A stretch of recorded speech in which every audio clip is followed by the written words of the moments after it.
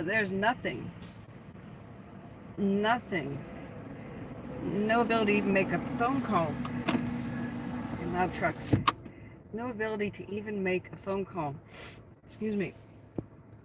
Let alone stream, even though it said I had 5 bars. It didn't say 4G or 5G or anything, but in Antelope. But boy, that was amazing. So I did get some good stuff for you guys offline. That's why it's 5:39 and I finally made it to Shaniko. I met a local who was just talkative and telling stories and gave me a special tour of someplace. Oh, shut up, dash cam. So Shaniko is like 8 miles north, but wow, is it a crazy windy climb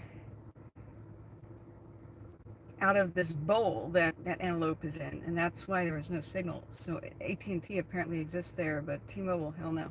So we are in Shaniko. This is an honest-to-God ghost town. This is not some sort of a recreation. That's the hotel over there.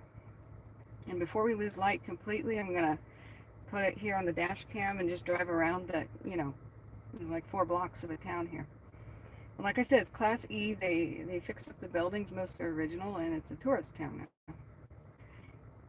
And I don't believe there's any hotel or restaurant or anything. All businesses seem to be quite shuttered by, 4 in the afternoon, or maybe not even open on Saturday. There's restrooms here, help yourself. Like, there's a gas station, help yourself. But I can't find anything open, period, which is okay. At least I got you here. So before light ends, I'm sorry if this makes anybody car sick, I've got to mount the camera on the dash again with the silly putty type thing here.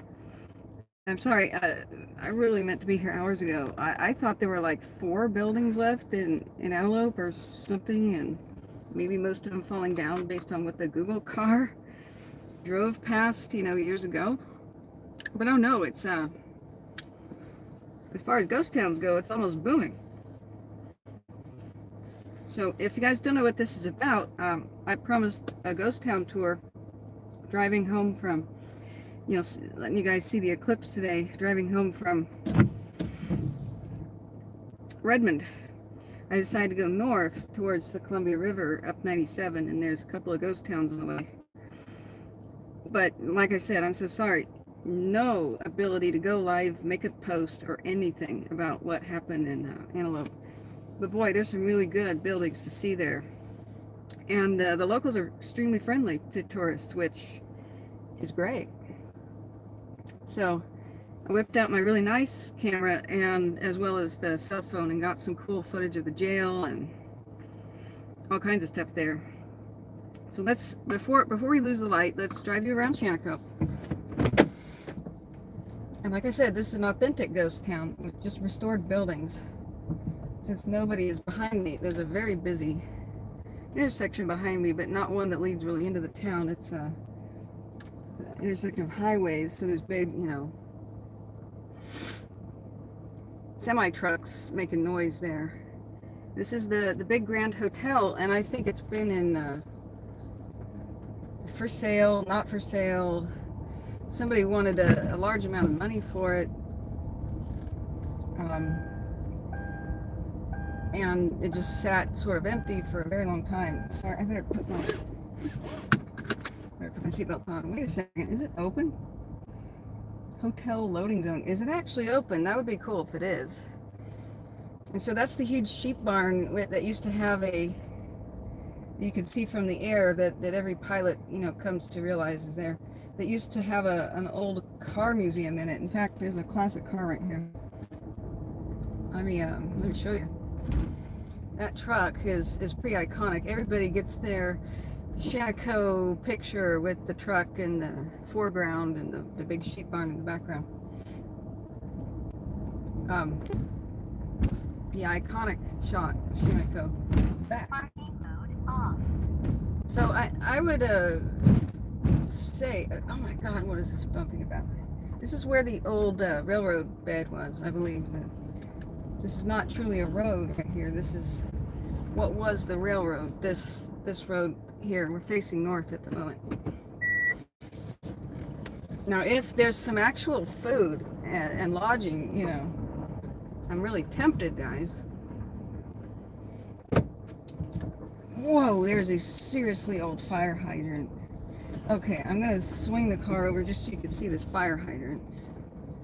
See that, sucker? That is something you don't see every day. That is classical right there. Now, I don't know if there's an actual car museum in the big barn anymore. But there's people parked at the hotel.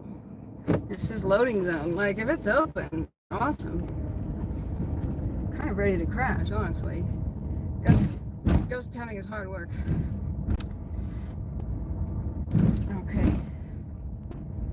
Is it open? Like, is there food to be had? Because I haven't had proper food all day. Oh, that would be amazing. This is cafe. Seriously?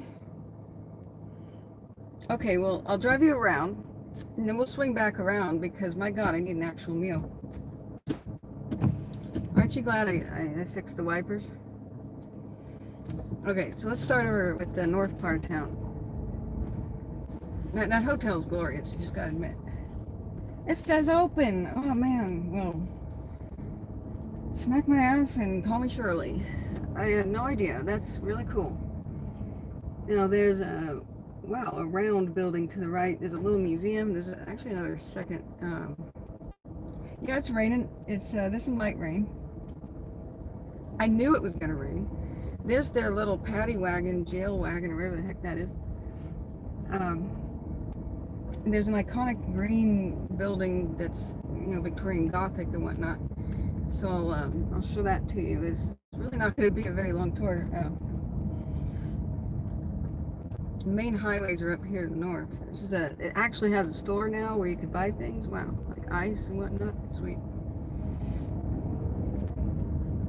It's been quite a while since I was here, actually, maybe more years than I want to admit. So this is like the major highway there. So I gotta show you this. There it is. That green building is just sweet. I think it's a residence now. Private residence, I think. Yeah, it was a school. Victorian Gothic school, man. They tore most schools down that had a big staircase and or chimney thing or bell tower above the main entrance, especially larger schools like of multi-stories, because of so many crazy deadly school fires that killed dozens of children at a time.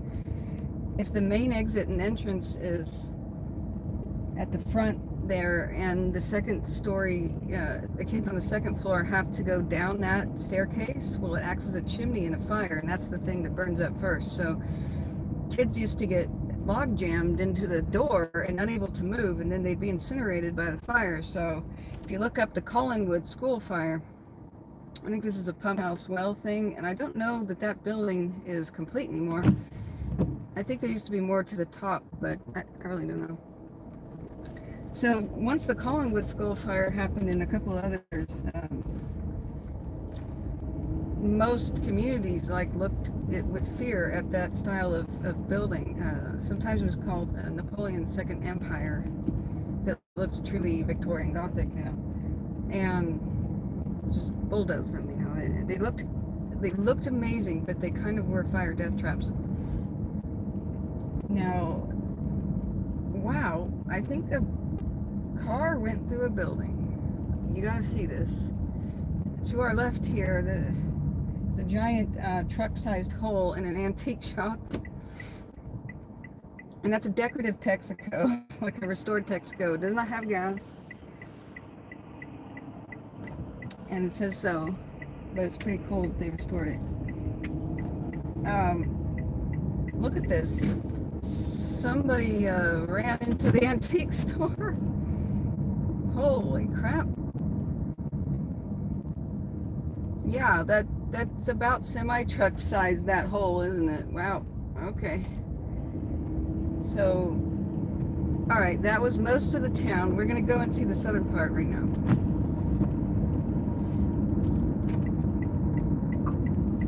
And once again, I apologize. I was trying desperately to type a memo out of some sort that said that I'm staying a bit longer than planned in Antelope. Like when you meet a talkative local, that's gold, you know. When you are that fortunate and find somebody that cool.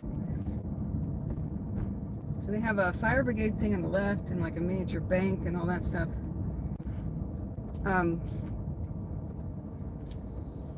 If we go this way, I can tilt the cam, you can see the post office, which actually still operates. Most of these little buildings, I mean, they're still authentic. I mean, they really, even if they're tiny,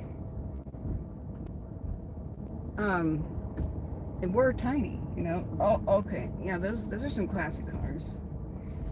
There's got to be some sort of remnants of an automobile museum here. Okay, I have got to back up and show you some of these cars. It says don't park on the grass. Yeah, okay, I'm just gonna have to turn around and do it. There's a sign that says please don't mess up our grass. Okay.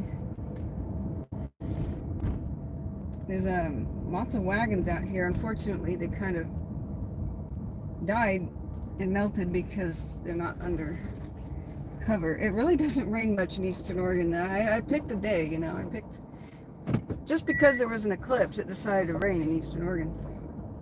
And that's why you have this level of preservation here. Western doesn't really have anything like this except for Golden. Okay. Hey, that's one of the weirdest cars I've ever seen to the right. It's almost like a hearse, but it's not. I have no idea what that is, but that's bizarre.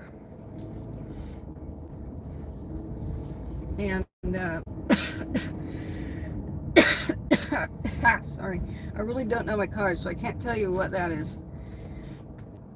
Some sort of a roadster, parts of it. But you see the other cars straight ahead, man. The chrome is still as bright as it came out of the factory. That is true chrome. I think there's Studebakers, and I have no idea what the thing behind it is. The one in front looks like Studebaker, but I can't tell you. But you see to the right, I hope this is a good enough shot for you guys.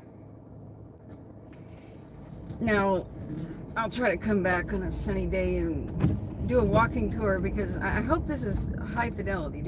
Is this pixelated? Because if it is, I'm gonna cry. I know it should be a little bit weird looking because it's low light. Oh, if there's a true restaurant here, I'm gonna be so happy. I remember coming here before, it was like no restaurant, no gas, no store, nothing open, no bathrooms. Ugh. Okay, so the rest of the town, not that there's much of one. It's down here. Cool church thing, I guess. I guess that's a church. There's no bell on it. Yeah, it's a church. Check out the ancient tractor. Combine thing. I think it's a combine. It's a baler of some sort. It's pretty awesome. Oh, look at the deer. Didn't even notice this deer. It's going behind the car. It's kind of staring at me like, what are you doing? Oh, look, he stuck his head back out. It's like the hood of the car. There's a deer right there. I think it's a mule deer, isn't it? Satellite dish ears. Kind of gray with a white throat.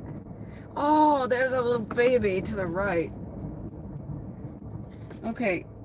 In between the pink flowers is a yearling. Yeah, see him to the right there? Isn't that cute? I mean, they could just be regular blacktail, but they don't really look like regular blacktail. I'll figure it out. They're much darker in this part of this neck of the woods. Yeah, see how huge their ears are. I don't know. I was really hoping to see an actual antelope.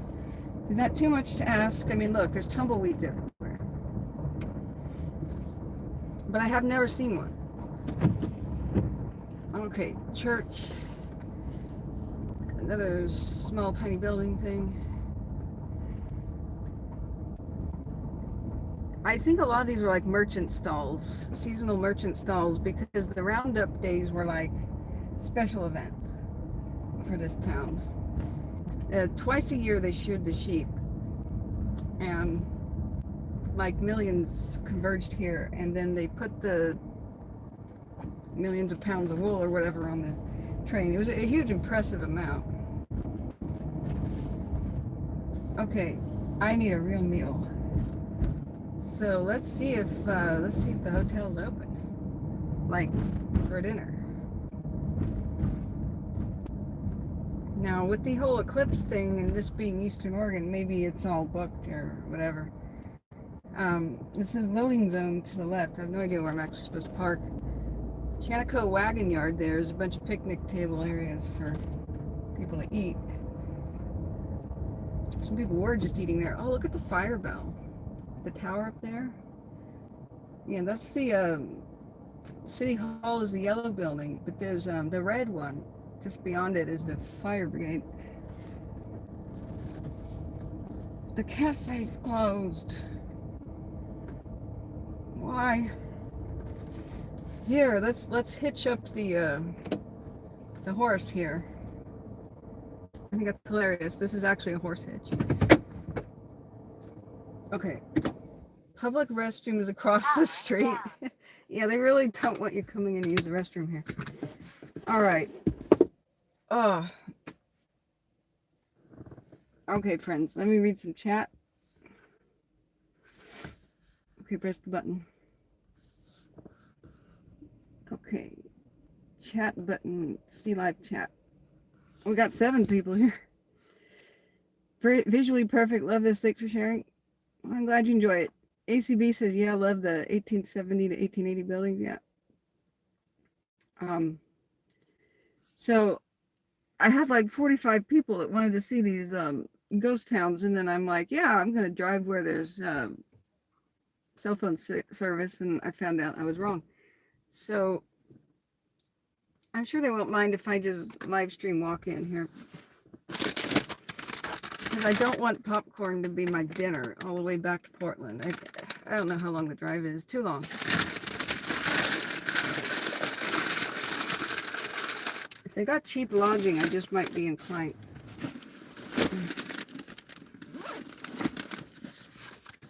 Okay.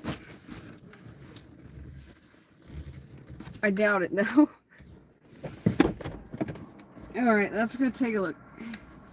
See if there's something to eat.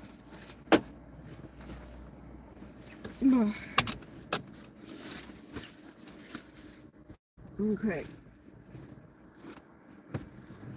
Now, I must be allergic to tumbleweeds. Yeah. Let's take the, this cell phone is providing the Wi-Fi to the other one, which is streaming. So we'll have to keep that kind of handy. It's, as I'm losing battery, streaming drains the battery really bad. I'm switching back and forth. Okay. This may make your car sick as I disconnect this, so just fair warning.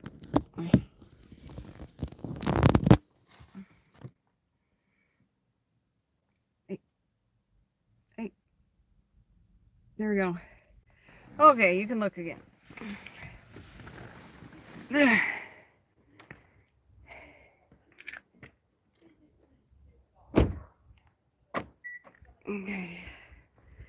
Yeah, isn't that cool? The town bell. Sweet. Oh, look at the tiny bank. There's that wagon yard. There's picnic tables and stuff. Welcome to Shaniko. This is the big hotel with a mysterious bricked up window. Oh wow, look at how many chimneys there are. It's like every Every room probably had its own little coal burning fireplace or something. This is old school. So this is closed, but it's got a cute little cafe. Oh, they replaced some of the boards. They've got screws instead of nails for the most part, but some are pretty old. Okay. Let's turn around. Well, I'm glad it's operational again, because you know what happens to abandoned buildings or derelict buildings when they're in limbo. Caution. There are loose screws and nails. Please watch your step. All right then. Okay. Now that's an adorable sign. A totally crazy looking Wild West cowboy. You know, since this was a sheep herding thing, do they call them sheep boys? Cowboys? Sheep boys? I'd probably, you probably just get shot calling them something like that. Okay. Now let's take a little gander here. Isn't it quaint? So I'd say this is probably the best preserved ghost town of Oregon that there is. Not that there's a lot to it. It'd be cool if they took old photos and recreated some of the buildings. This is a weird spray-on stucco crap. The old character is shining through, though. Ah! Okay, they ain't kidding about the loose boards. Whoa. Oh, there's a cone and everything. I just, decided to walk on it anyway. All right. The next stream will be called Catherine Falls. Now here, I leaned up against the building to take a selfie. In like 07 or something, or 09? Nah, let's recreate it. Let's recreate it, almost. I was like...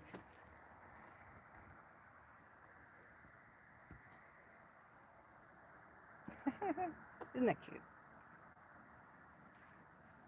And people have carved their names in the brick. And scratched stuff. But I like ghost towning. Do you like ghost towning? I do. I like ghost towning with you. Check it out. It's probably modern stuff. Alright. Let's go inside. Oh man, that would be cool if that was like a real balcony. You could.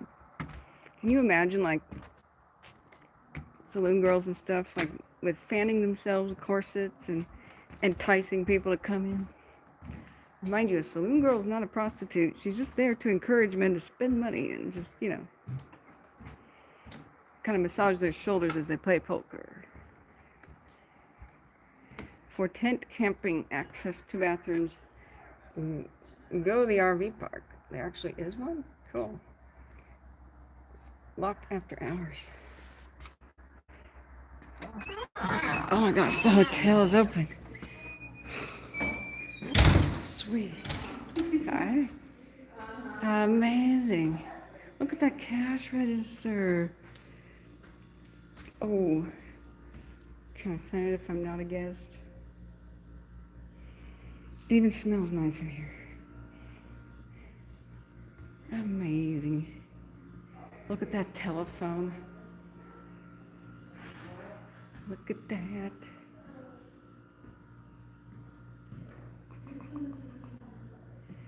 Okay. And this was once a bar. See the brass little kick thing. Thank you. You're the best. Chickens at 4, chickens at 10.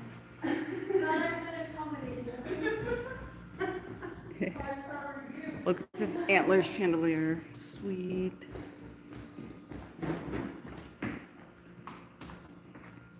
It doesn't look like there's a restaurant or anything. Steamer trunk. Early Shaniko hotels. Cool history stuff.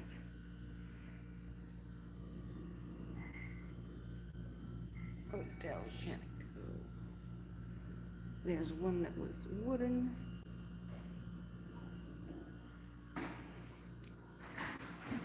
Arsenic and old lace. Classy. Oh, please be food here. Oh, there's a bank vault. There's no food. Oh, telephone switchboard. Look but don't touch. Yeah.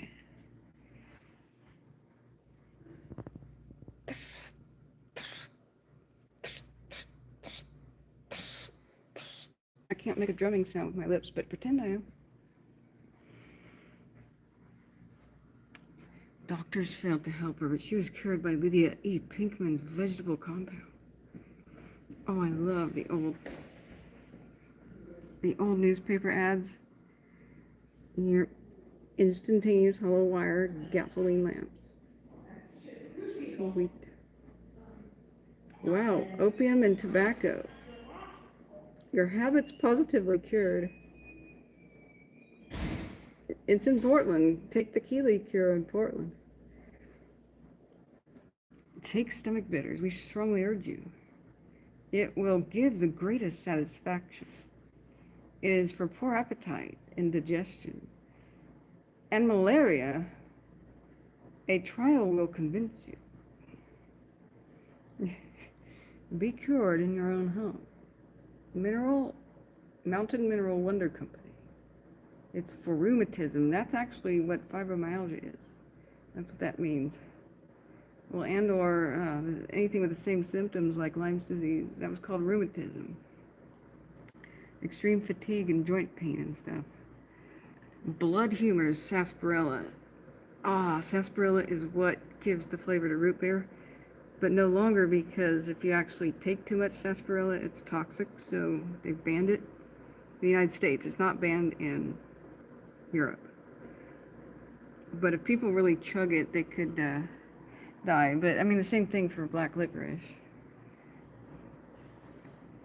I mean, heck, almost anything. 7 dead in a train wreck. Nebraska head on. Dang. What an amazing thing. Okay.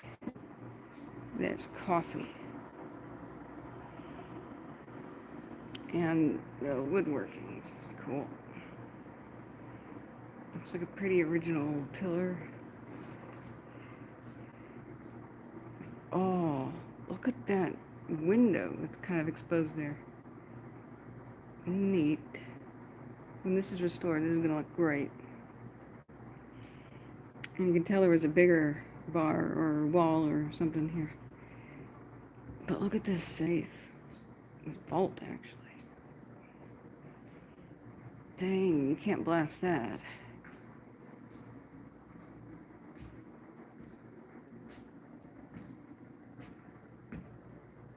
Oh, seriously? It's Diebold? They still make ATMs and voting machines, the ones that, don't work. Neither do their ATMs. Okay, it's got a thing on the handle, little numbers on the handle. G.B. Pargell's San Francisco Special Agent of Portland. Now, there's kind of no hinges, so you just open it, but I mean, unless they're recessed. Oh, maybe they're recessed. I see how that works. It's a brand new dial.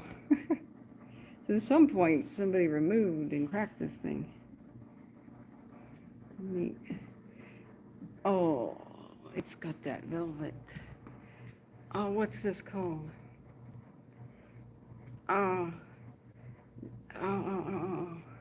It's a pattern. It's Victorian. I should know it. I knew it. I was gonna buy some. Like if I had my own Victorian style decoration. Oh, what's that called? It's this wallpaper pattern. Oh, what? Somebody tell me. Now, what is this? This is the throne of England. Do not sit on me. I've seen the actual throne of England in Windsor Castle. It's not even as fancy as this. It's kind of boring. Employees only restroom.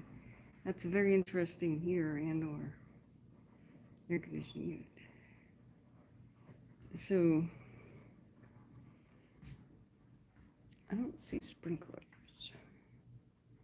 There's a spooky blinking light.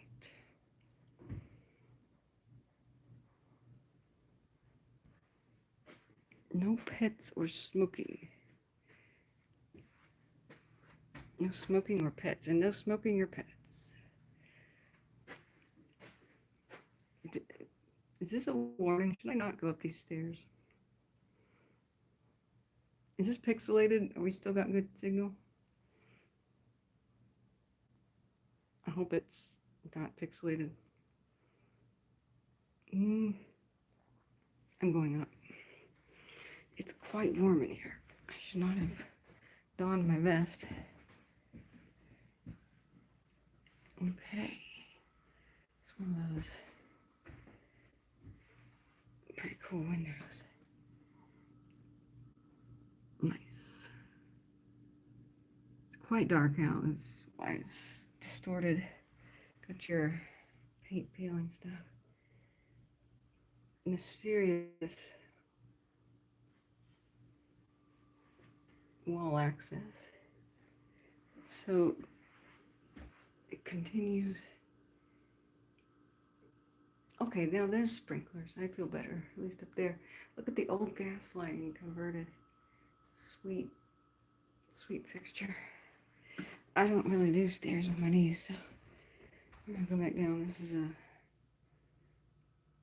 ominous. Oh, thank you. It's neat.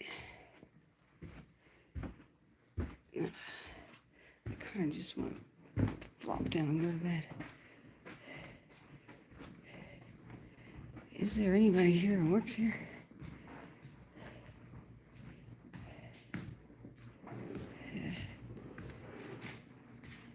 I'm not just a tourist.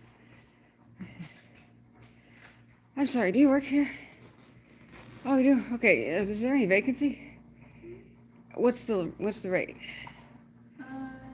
Well, if you're gonna stay on like a weekday, our smallest room runs at $98, and then our largest suite is about $235, I think. Okay, and so today's Saturday, right? Mm-hmm. What's the rate for something small today? Do you have anything? Our smallest room runs at, I believe, 107, and then our largest goes to 150 or 255. Okay, is there a bathroom in Each room? Okay, cool. Do the fireplaces work? The fireplace? Are there fireplaces? There was a lot of chimneys on the outside of the building. No, There's no fireplaces in them. oh darn, that's maybe there once was or something. Maybe. Yeah, or maybe that's a roof decoration. But I was like, dang, that would be cool. Okay, well, thank you. I'll think about it. Okay. All right, let's see how long it takes to get back to Portland anyway. I'm kind of tempted, guys. Oh my God, look at this. This is authentic cowhide. It's soft. I mean, sort of. With the grain, it's soft. Cowhide isn't particularly soft. But it's not fake. Okay. All right, let's sit down. Oof, okay, I'm in the Shaniko Hotel, man. It's awesome. Something is humming though.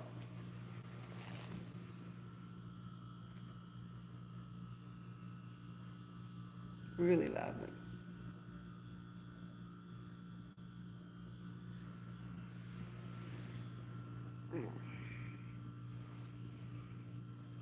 Okay. So I know there's at least a $10 hotel tax. So a room at 109 tonight be like 120 bucks. Yeah. What should we do? I mean, I suppose I could walk around showing you um, the town tomorrow.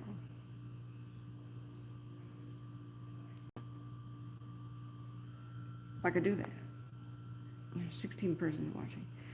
But I don't know that I've even gotten one donation today.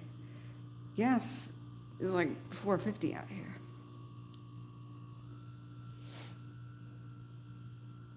I need a good meal, and I could perk up. So, okay, a second. I'm boiling. Okay, yeah, we're taking this layer off. Don't stay because I see an electrical issue. Oh, the blinking light thing. I bet that's there for some sort of a fake ghost experience, you know what I mean? That's the bread and butter of these ghost towns, is they just can't resist the paranormal crowd and pandering to them. I bet you anything, they make bulbs that flicker like that. They're supposed to. They're Halloween decoration bulbs. I bet you anything that's what that is.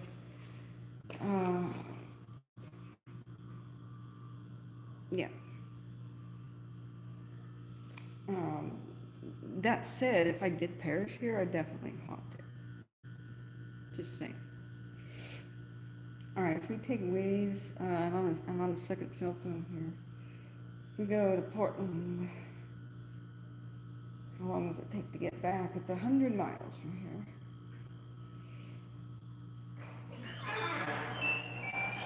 here. It'd take 2.5 hours.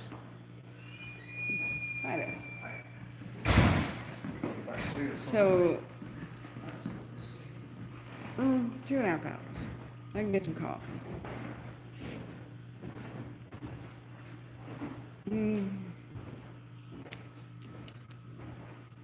So what if I did stay? I'm trying to think of other stuff around here to film.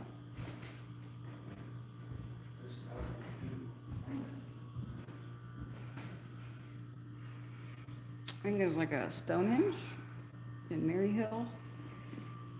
That's not too far away.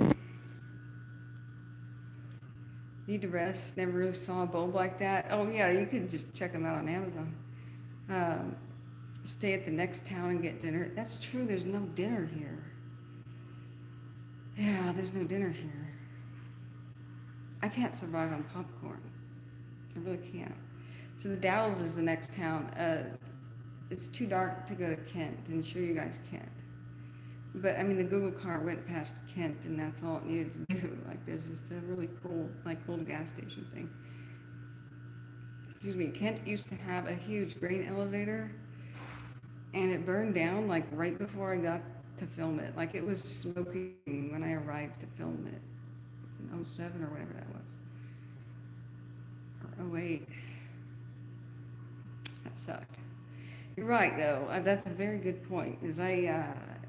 I've only had pretzels today for food and a little bit of popcorn. Okay, I had a couple chicken nuggets and a French fry.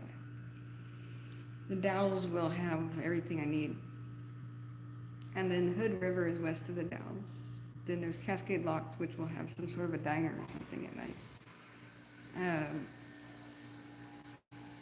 It's where the Bridge of the Gods is, the modern one, the 1930s one. And I bet I'll have some internet most of the way. Yeah, I do need some real food. I need, like, right, wildcat. I need a steak and potatoes, you know, something like that. I've got to recharge and keep my fragile energy going. I tell you what, the emotional stuff, my dad getting hit by a car, the lawsuit, the anniversary of my friend dying in the Cascade fire on the 8th, you know, it's just, I've been not like a weeping wreck. I've been numb. Like I just couldn't move, do things. Like I need to pay bills, but I'm not. I need to go somewhere, but I'm not. I need to call somebody, but I'm not. Oh, you're having stuffed mushrooms? Okay.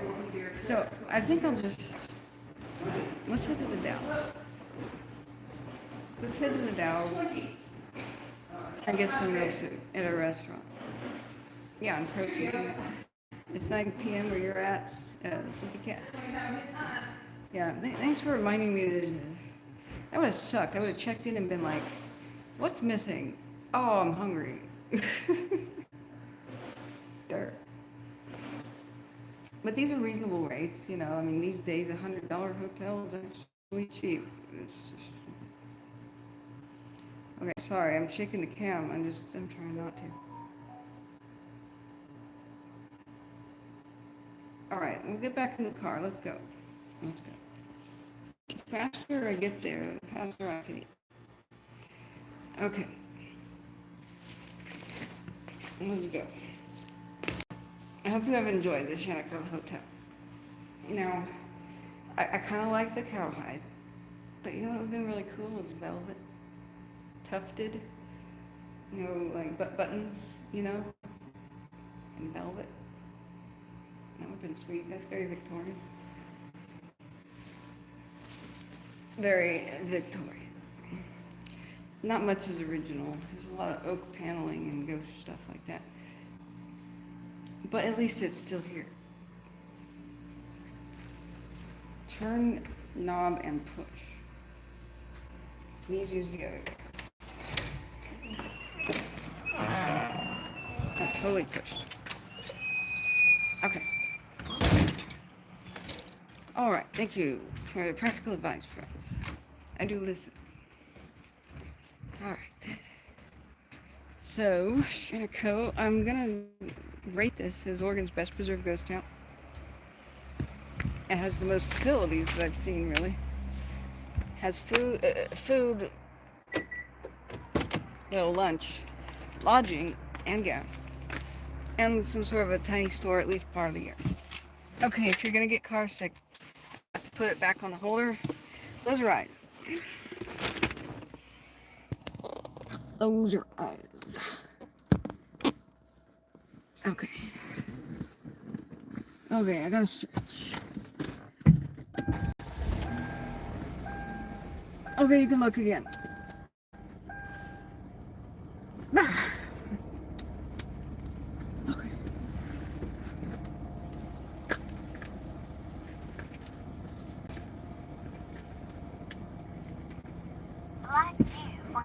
Now, I'm one of those night people, so it doesn't matter if I'm tired. Shut up. That's my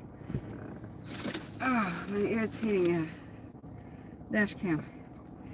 Okay, so I'm one of those night people. As soon as it's past 8, I'm like back to life and unable to sleep and just totally awake, no matter what happens.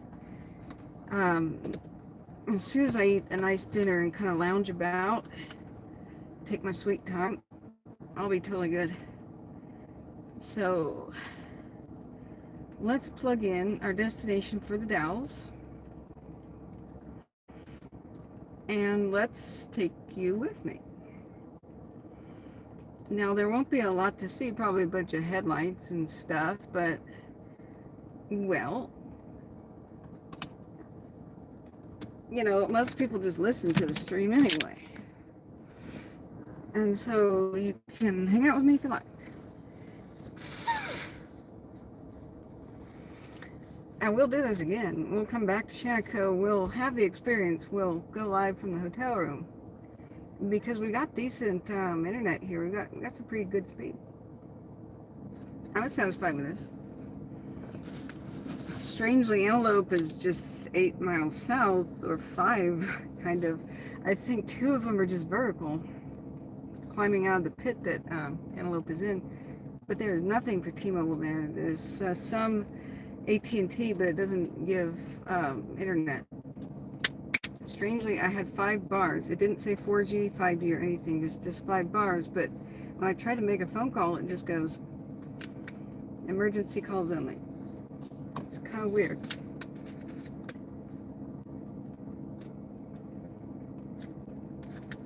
All right. Now I've got the popcorn and pretzels and everything to keep the blood sugar all right. It's not ideal, but it's all right. I need a second charging cable for the second phone. Hey, Building, welcome back. And hi, Davis. So, you're probably just going to see a bunch of headlights and stuff. Later, I can try to swap the cam back to looking at me if it's just kind of irritating, or if I feel like it's irritating. I'm not going to interact with chat, of course. Like, I can't even really see. I have to go, these are tiny words, you know. Besides, it's just unsafe, but I'll just ramble like I usually do. So if you want to see Shaniko, that's at the very beginning. But remember, hit the live button again. It'll be like touch the screen or whatever, like by the volume. Make sure the little red dot with live is on there so that you're not talking and you're like an hour behind everybody else. Because, you know, chat will still be going, and then people, I'll say, yeah, look at that purple horse sign. That was cool.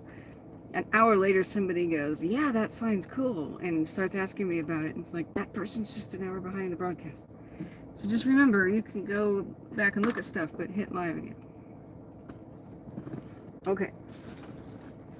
So, there's no way to get lost. You just go north. On 97, we'll be passing Kent, and blink and you miss it, basically. I have a sore throat. Probably because I've been talking most of the day. And I'm allergic to whatever's out here, the tumbleweed stuff. But I'm a little concerned about a sore throat. If it gets too painful, I'll just say that. Maybe we can find a nice steakhouse or something in the Dalles. And if anybody's doing it today, I have not been able to find out. So, thank you. Anybody who has even $1 towards gas money, I really appreciate it. I'm happy to report we were able to see the eclipse. It came and went through the clouds, but if you see the other video number 2 of today was the eclipse. And I don't think that many people in Oregon saw it. I delivered, and we got very lucky. Very lucky. Happy with that. And hit the like button, please. That'll help us. And I should change the stream title to like on the road or something, but Parking mode on. Oh, shut up, dash cam. But you know. Let's there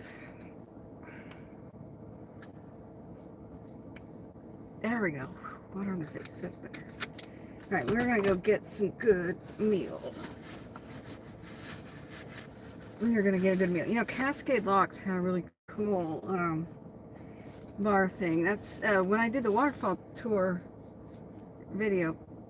And is this I mean, it'll be a little pixelated because it's in the dark, but I hope it's not like 480p or something.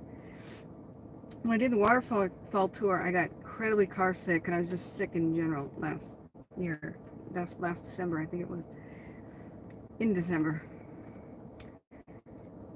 Boy, I puked my guts out on the way home, and we stopped, C-Pro was driving, and we stopped at that restaurant. I couldn't really eat anything because I was so ill, but the wait staff was so nice. I meant to leave a super nice review. Like, they were trying to give me ginger tea and all kinds of stuff, and they were just super sweet ladies.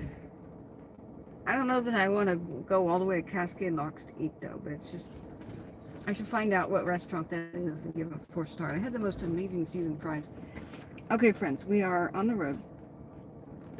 So I'm going to face the camera forward. I no longer interact, but thank you. Everybody's hit the like button. That's cool. All 19 of you. You guys are super. And we are on our way now. I don't know the best way to get back to the highway. Okay. Now, if you think Shaniko is cool, Sumter is cool. It's just that Sumter burned to the ground. It was a town of like 4,000 people around World War One. But a lot of the gold is playing out. It's in the Blue Mountains. It had a lot of gold. It still has a lot of gold. Most of the gold is still in the Blue Mountains. It just barely kind of tapped it when World War One started and disrupted things with all the men going to war. Then it gets restarted, some of the mines, and then World War Two started. And the executive order that FDR signed to end all gold and silver mining pretty much was the final nail in the coffin for almost all gold mining towns of America, actually, mostly in the West.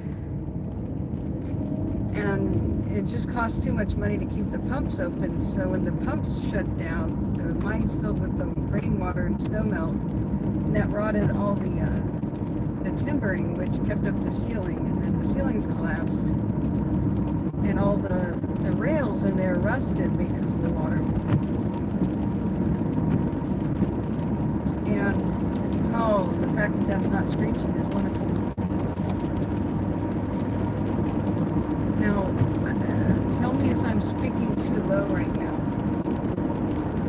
That's a lot of road noise to compete with. We're going north from Shaniko now, towards the Columbia River. So it'll take an hour and 13 minutes to get to the Downs, according to Waze now. What was I saying?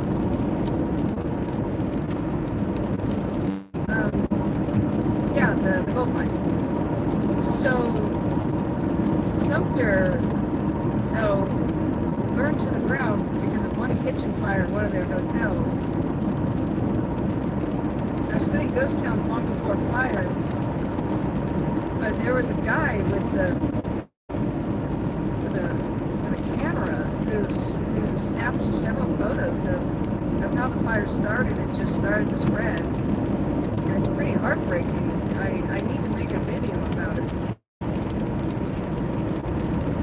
Sumter was a town that was really prepared for fire. It's Wild West town. SUMPTER.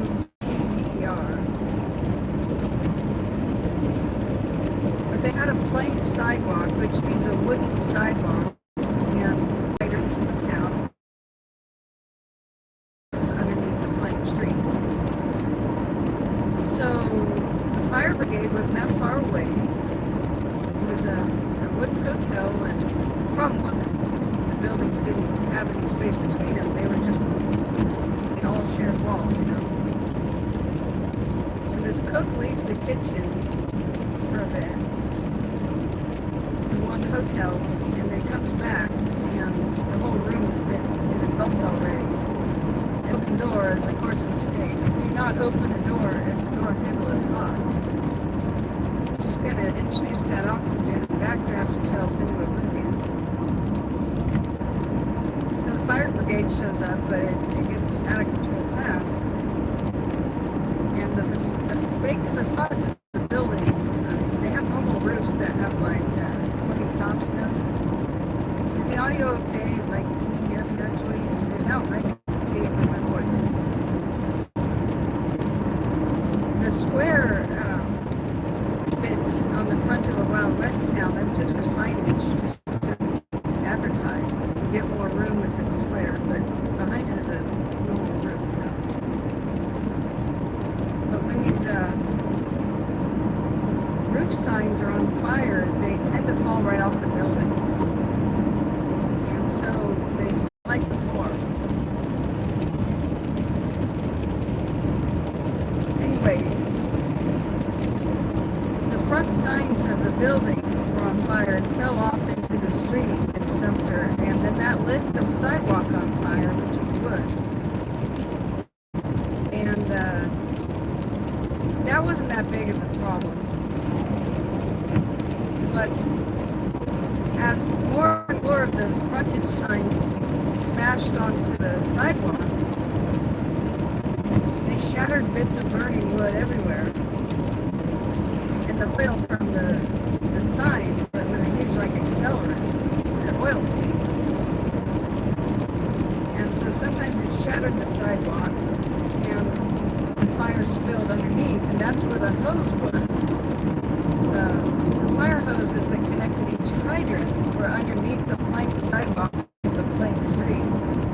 So once the hoses burned through underneath the plank sidewalk, they lost all water pressure. And that's when they lost the town of Sumter. It just kept spreading. There was a hotel which they figured wouldn't burn. So a lot of people took their possessions and stuff out of their homes and businesses and put it in the brick hotel in Sumter, and then it burned down. Probably because the roof caught on fire. Is my best guess. So there's a whole bunch of sad series of photographs. Like, the fire's not a big deal. Here's a picture of it from the hill. Oh, the fire's kind of a really big deal now. Here's another picture from the hill. Oh God, we're losing the entire street. That's a really big deal. And then there's aftermath photos. It's like 1917 or whatever. Of, oh God, we lost our town. Here's the rubble. And then that's exactly when World War I broke out. So a lot of the men got drafted. The big employment gold mines were sort of shutting down. So even though insurance money could be had for especially the business district, which they lost, and I think they lost 100% business district, 80% of the residential. Everybody kind of asked themselves, well, will anybody live here anymore or buy anything, because there's no more employment in the town. And there were many small towns. I mean, Sumter was the big city with at the center of the wheel, and the other gold mining ghost towns were in all different directions from it. But those were struggling too, because it turned out that a lot of those towns were based on gold mining scams. I didn't realize how bad in the early 20th century and the late 1800s there were mining scams. Like, in a gold-rich area where a really rich mine just might exist. Like, there's a huge vein of gold that runs through Sumter and all the way up Cracker Creek. It's gigantic. It goes through several different valleys.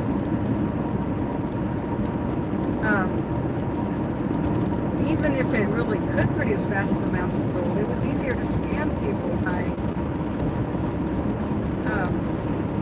taking your mine and digging it like 50 feet back into a mountain. And maybe you did kind of touch a vein. And then getting it assayed, which is the purity looked at. And then putting an ad in every newspaper nearby saying we struck it huge. Now you can be a part owner of this gold mine venture. And the best of the scammers, bought like all the available land next to the mine and then sold it at a huge premium to the poor merchants who had come in there trying to mine the miners, the general store guys, the apocryphy, and the saloon and brothel owners, those guys. And so the land plots were sold at a premium. But the best of the scammers not only did that,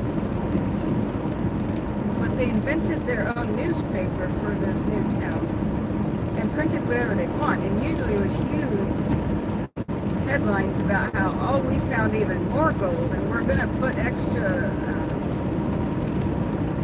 levels down. We're going to go not just to 1,000 feet, but 2,000 feet. Straight down.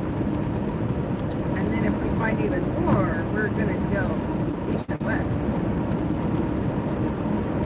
And then these newspapers, they would export them to England and Scotland, where there's all kinds of lords that had nothing to do but figure out how to burn their money. And they really wanted to invest in Wild West anything, like gold especially, gold mines. And they were the equivalent of the billionaires.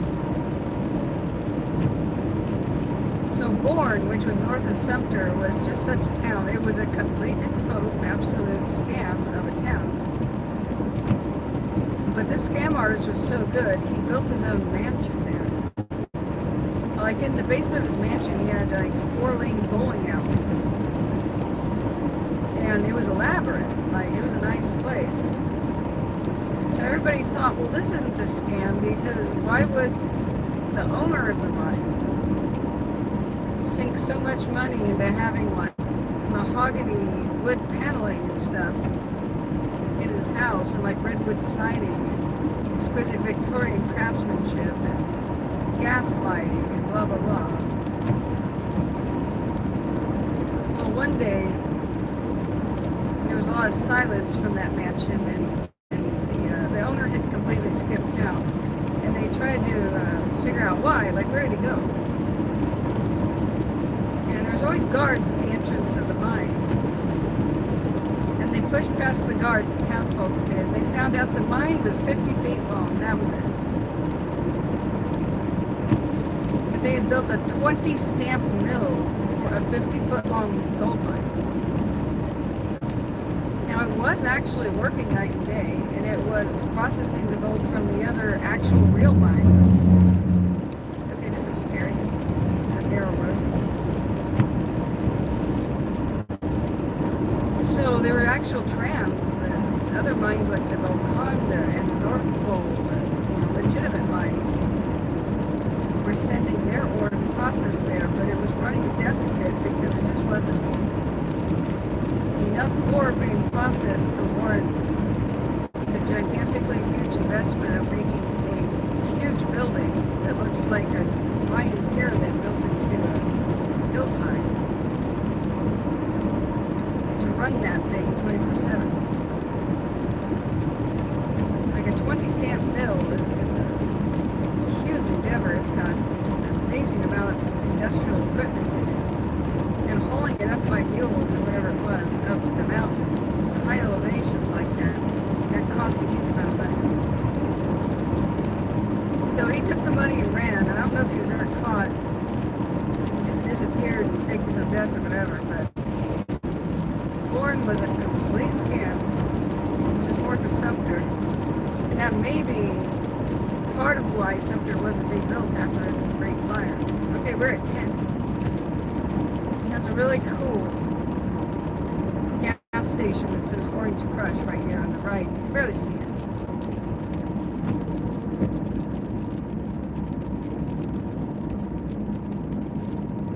Actually, no, that's the general store thing. Sorry. It's right up here. Right there. This is a famous building in Ghost County. That old gas station. Oh, it even still has the original pumps. It's a pretty cool ghost town. And I need...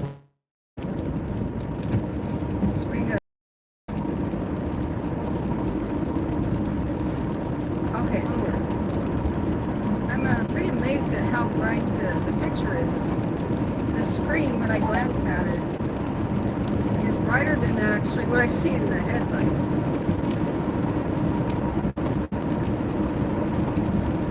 Wait, did it pixelize? Is it gone? Am I still live with you?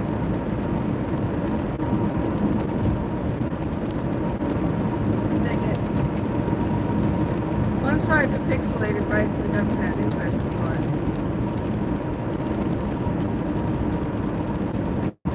Dash cam is probably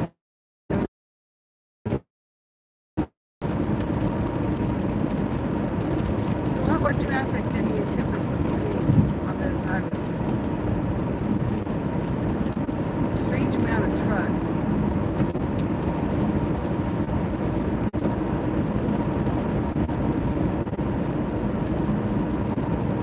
Yeah, I don't see a blue sky or anything. I see a lot of very dim headlights. So whatever my Samsung S22 is doing right now with the light, it's working miracles. In fact, I'd love to be able to see this good. I swear to God, if I just look at the screen, I can navigate better. That's not a good idea. In the future, they'll have it. There'll be heads-up displays, and you'll be able to see at night like it's daytime. But that's the future. Cars will drive themselves anyway by that point. So it will kind of be obsolete before it happens.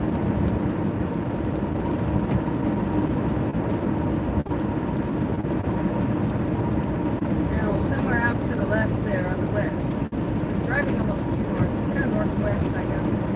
It used to be this amazing homestead with one of those road detour. It was a modern miracle of machinery. Wind-powered well pumps. Ah! Oh God, it's on the inside of the car. There's a fucking spider. I'm sorry about my cussing. Oh my God, oh my God, oh my God, oh my God, oh my God, oh my God, oh God. There's a spider in the car. There's a spider in the car. It's big. It's big. It's big. Okay, that's it.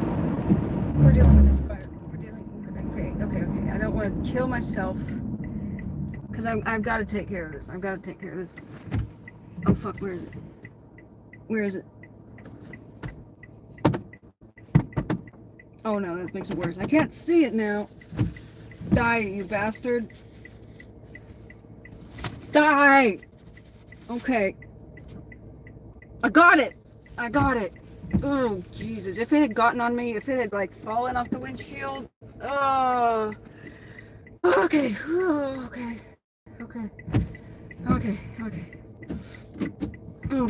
We're okay. Jesus. Oh, I thought it was on the windshield, and then it didn't wipe away with the wipers. Oh God. Okay. Oh. That's it. I'm never driving with the windows down again. I left the windows down when I walked around photographing stuff in Antelope, and that was a clear mistake. That's how my defenses were breached. Left the gate open.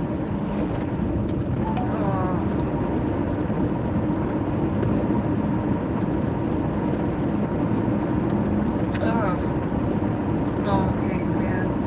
That better be the only one. It better be the only one.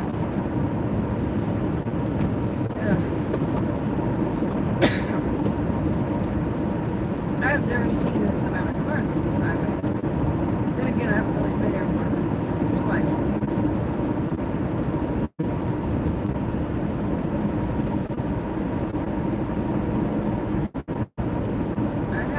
I did not see an antelope today. I really wish I did.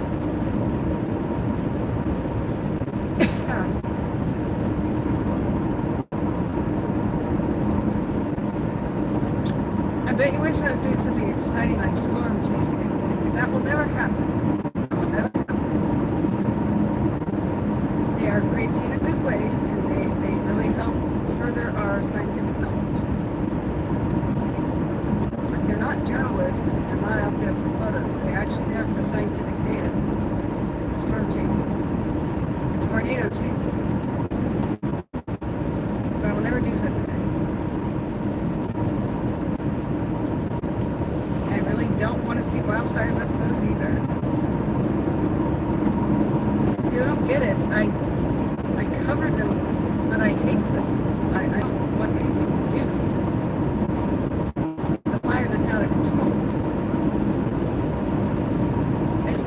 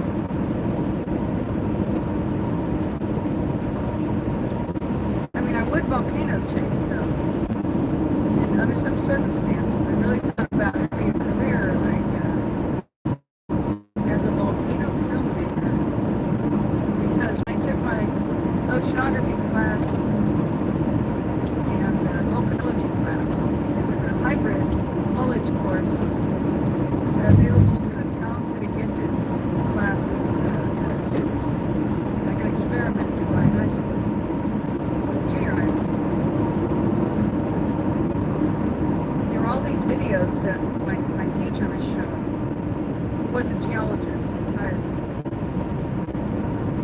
And these two people were like in these aluminum suits, like walking right up to lava and taking little samples in little cups, you know. They were like right in front of fountaining lava. Like having a great time. Their footage is still unbelievable.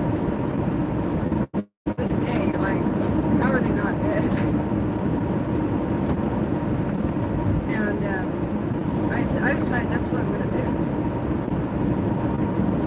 You can only study volcanoes if you have footage of it. It's still an infancy science.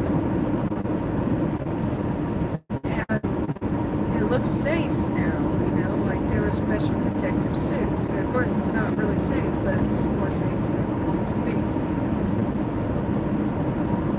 And well, my teacher takes me seriously gung-ho about this. Like, I am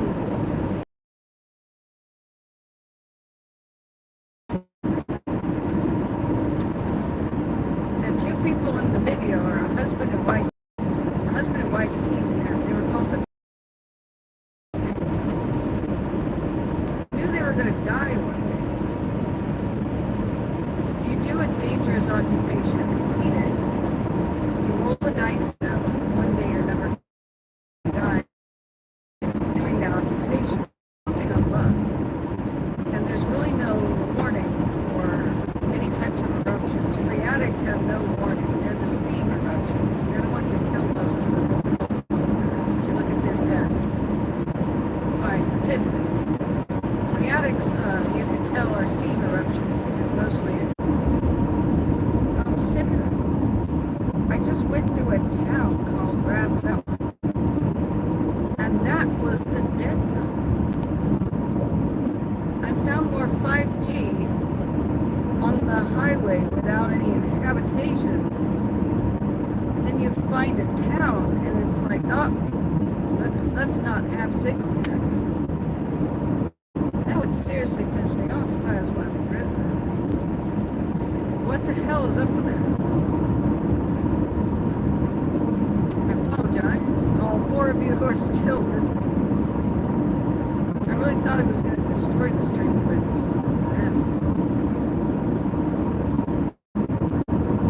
remembering what I was talking about is kind of a forlorn hope at this point.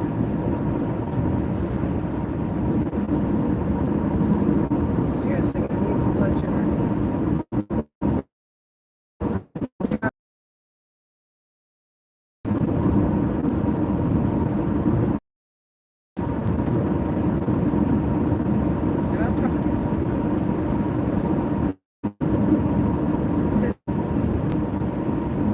Never heard of it. So how are you guys doing? Pretty well, I think. I'm still riding high on the eclipse thing. It's nowhere near the life-altering... Oh my god, I'm starting to hate this connection thing. The difference between totality with an eclipse, where it brings you to tears and stuns you, with its shocking beauty. And what we saw today, which is just kind of neat, you know. This world's different.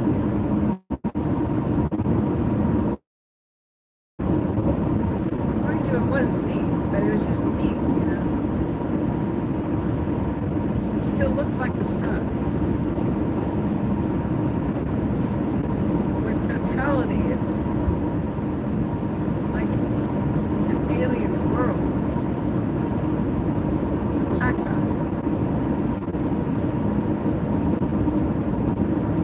Wow, look at the red flashing lights on the horizon. I'm not even sure what that is.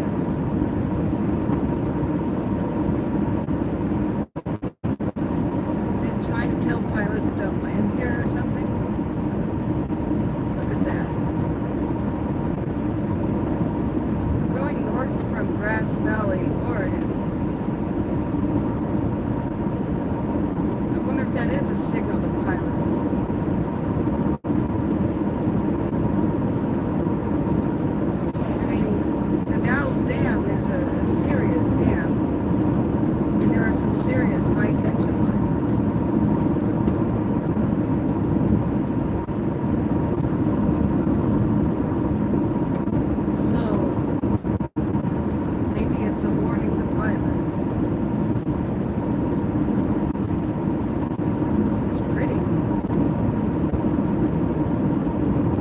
they should think of having, turning it into a light show at certain times of the year.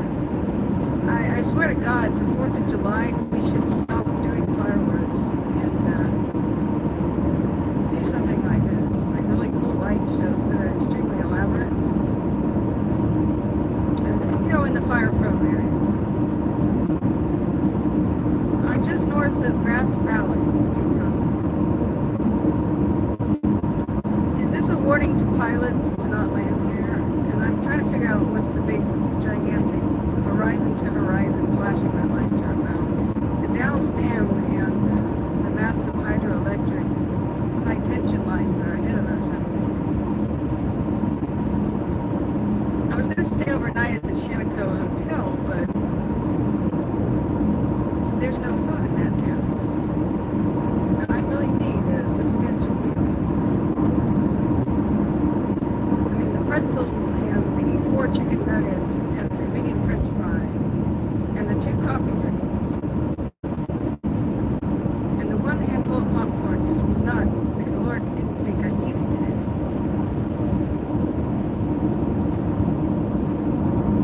And while the Shaniko Hotel has some sort of a cafe for brunch, there's no dinner.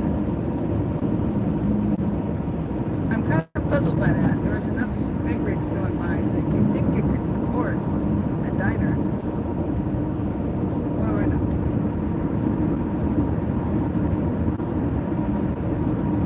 Eastern Oregon and mountain towns, they all shut down by like 4 in the afternoon. It's kind of baffling.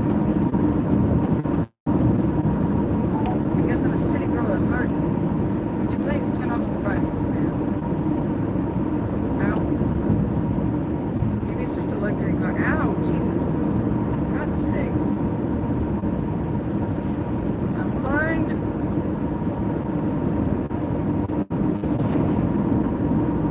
What do you think, C-Pro? Is that a warning to pilots to get the hell away from the high tension?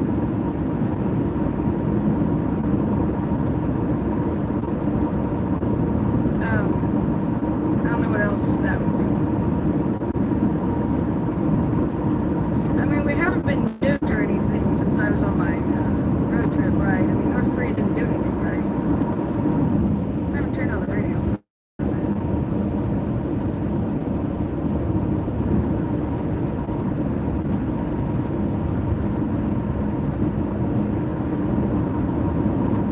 Oh yeah, wind turbines. Ah, they could be turbines. Yeah, okay.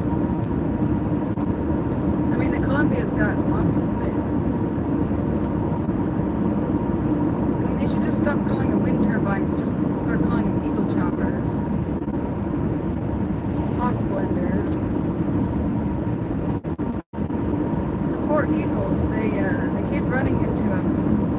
They've tried to put all kinds of colors on the turbines on the blades so that they're visible to birds as they spin pretty fast.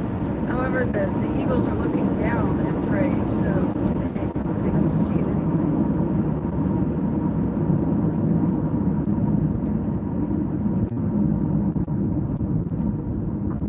No idea what this town is. It's either Morrow or Biggs, probably.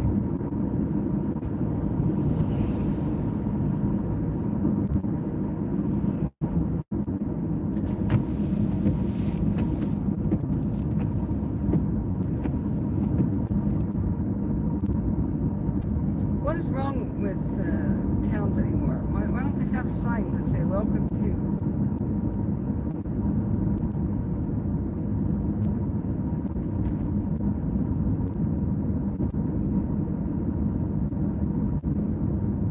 It's 7 o'clock on a Saturday. I'm just not used to things being closed. I don't know. I label myself a product of the suburbs. Now, Hotel Morrow, this is a nice looking, it's probably a Class D ghost town. I mean, it's got a deserted downtown. Then again, most downtowns are deserted. But I mean, it's got that 1800s feel. I'll have to investigate this.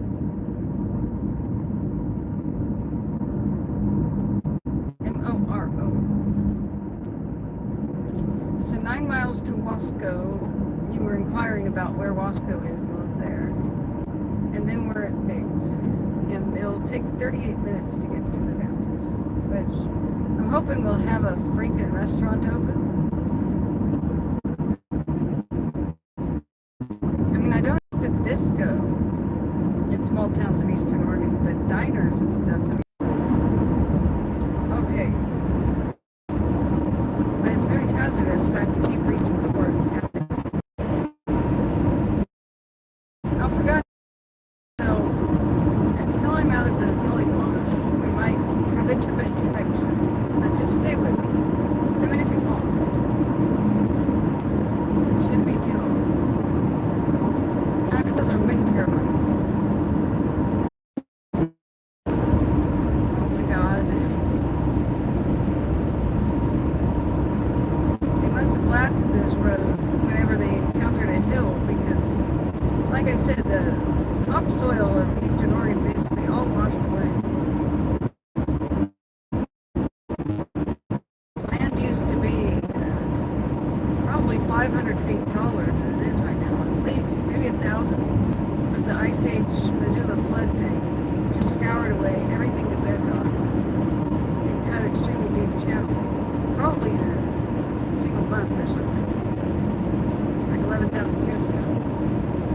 And part of the reason why they can't find really old evidence of humans in North America, you know, beyond 11,000 years ago, I mean, now we have evidence of it, is because there's probably tons of evidence.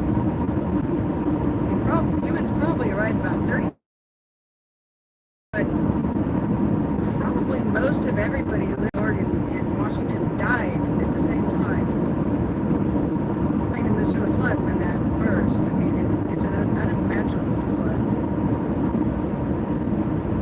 And with them went 500 to 1,000 feet deep all the topsoil of eastern Washington and Oregon. And they cut the Columbia probably like in a day. Unimaginable giant house-sized boulders being pushed around like it's gravel in the street. And all of the trees, it was thick forest too. Lush. And millions of dead animals. But house-sized boulders just, you know, cutting right through solid basalt to make the Columbia and all these deep, that's why all these creeks and rivers are deep in the canyons here. I mean, Eastern Oregon really doesn't have any topsoil still.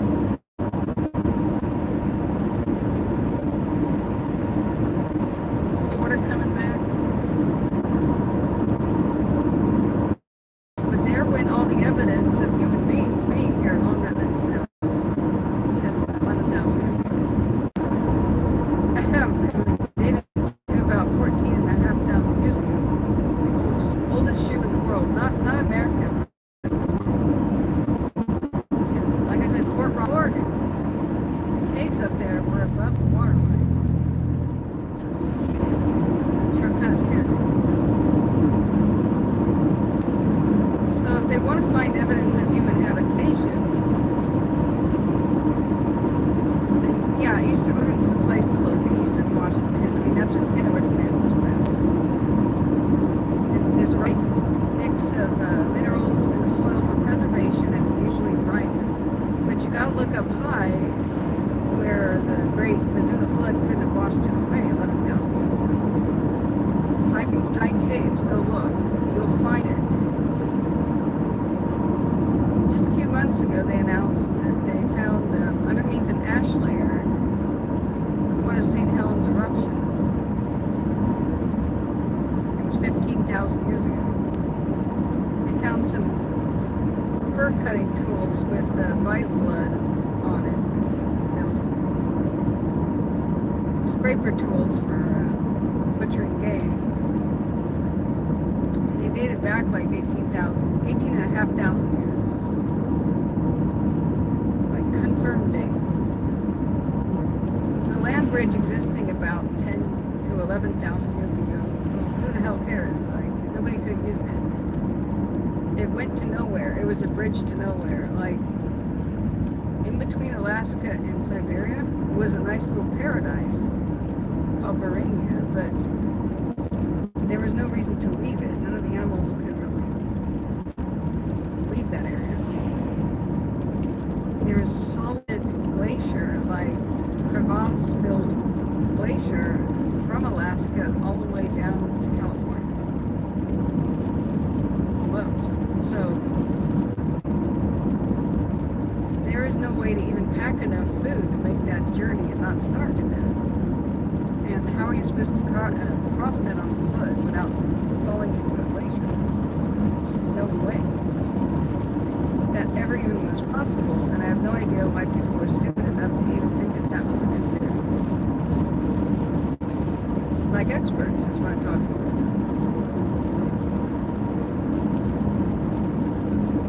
But I'm just praying for the day. And more and more of this just ends the debate, because I still have people arguing with me online, like literally, telling me that I'm an idiot because there's no way humans came here before 11,000 years ago. Like, this guy got pissed off at me on YouTube.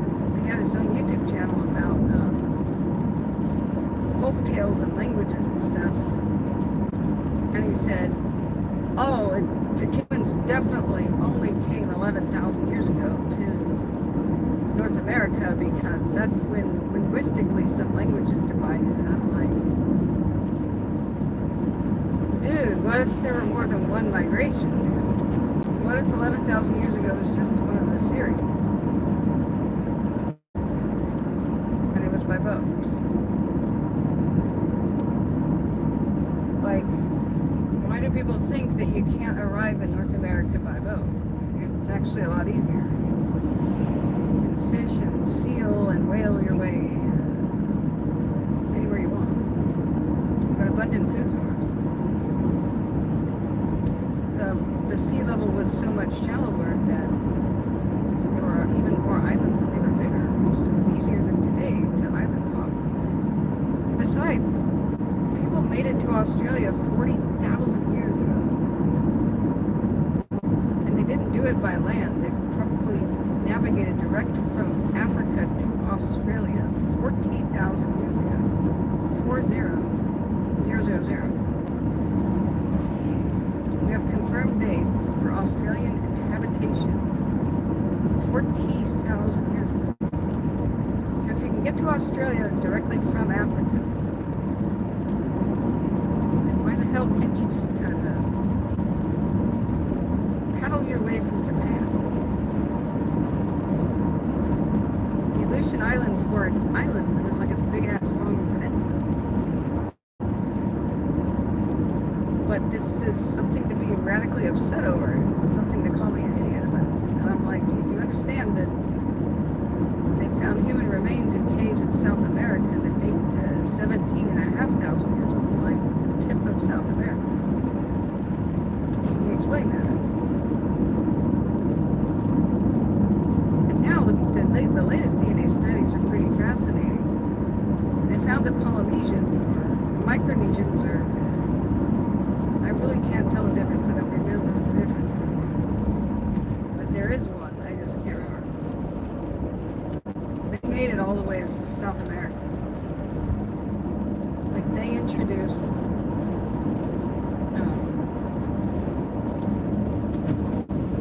South America, and they were found in, Papua New Guinea. So it's kind of obvious contact had been made. Look at Hawaii and how it's always been remote, and it got settled a long time ago. People knew how to sail.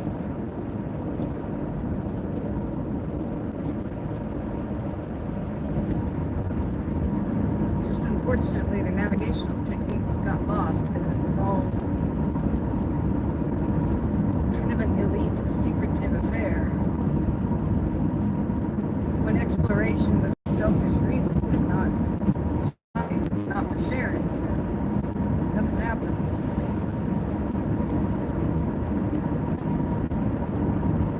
I really need to get ahead of this. Horse trailer. It's not a very conscientious driver here. You should be pulling over to the the shoulder and letting people pass. It's crawling around here.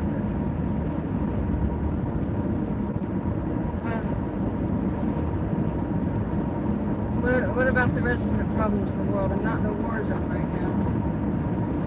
Being stuck behind a horse trailer is okay.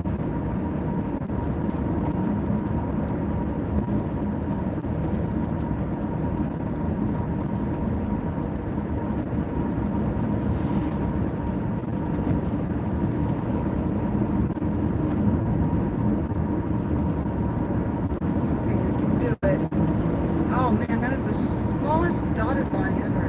Jeez. Okay, we'll wait. Okay, we're gonna pounce the first opportunity to pounce.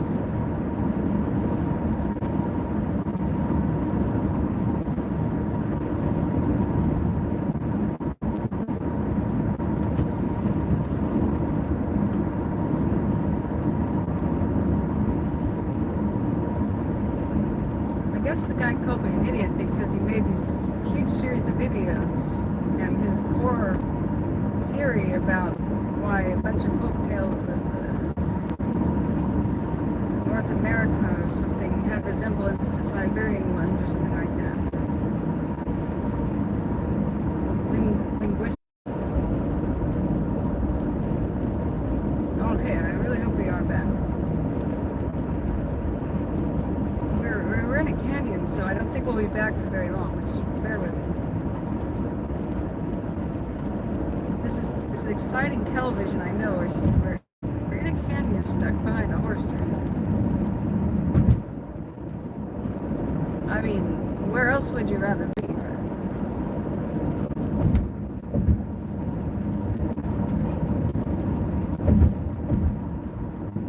But this is why I hate driving north to south in Eastern Oregon. It's always in the canyon, following these little creeks and rivers and stuff. And you can't see the horizon. That's the way it is. Anyway, I was casually going to the internet one day, and I found insect hunting with melting glaciers, and it was in Alaska. And they found bronze arrowheads. And I went, what? Bronze? As in copper and tin? Like, okay. Why on earth would that be? I mean, by the time that Alaskans had contact with Americans and Russians, that's the age of gunpowder. Why would they, like, special orders some bronze spearheads? And who used a throwing spear by that point anyway? I guess harpoons, yeah, but seriously, bronze? And so I read the rest of the article, and it states this, like, from the Bronze Age. And I'm blinking, going, wait a second. Alaskan natives had bronze. So I Googled a bit more, and I know that the native copper was worked a little bit in Canada, but they never developed bronze, so and they abandoned copper working. Because copper by itself kind of sucks, really. You can't really cut down a tree with it. I mean, you can, but it doesn't work. As well as even a stone axe. I mean, the copper age was short, because bronze was way better. So I'm just completely scratching my head like this is a hoax.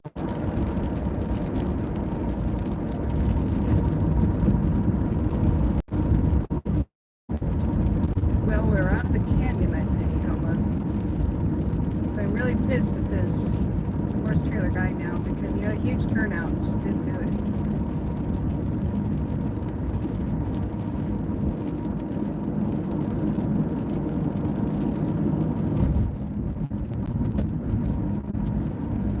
So anyway, I don't know where I get cut off or I don't.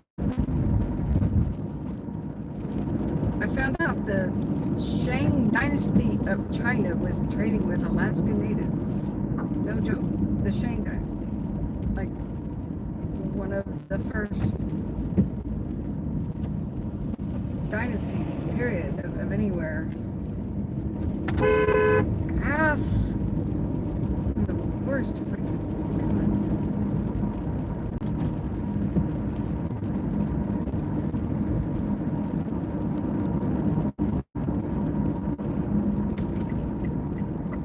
I'm supposed to get 84 here. Yeah, this lane. Finally, civilization. You know you're in civilization when it's McDonald's. Alright, we are 21 minutes away from a good view.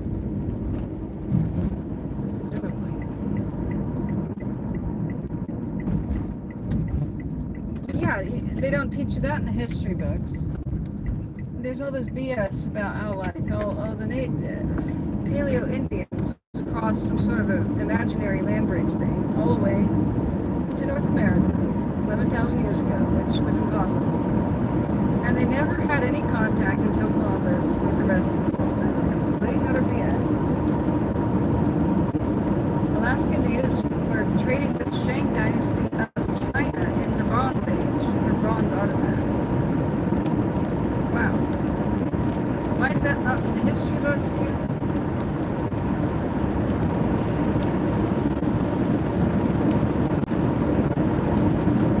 Okay, this is the only time on Earth, like in Oregon, you're going to see a 70-mile-an-hour speed limit.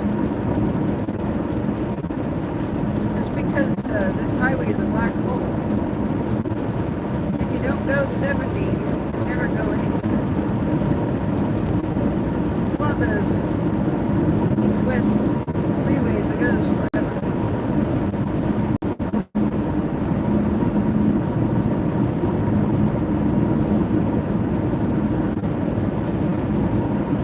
But it takes us home.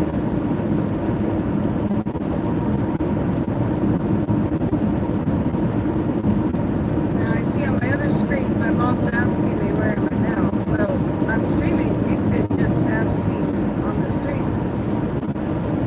See, probably there. Could you answer my mom?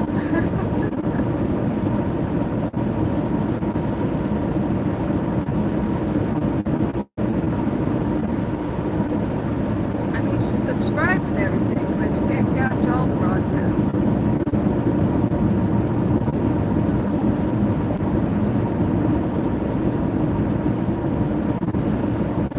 Now, we are 18 minutes from now.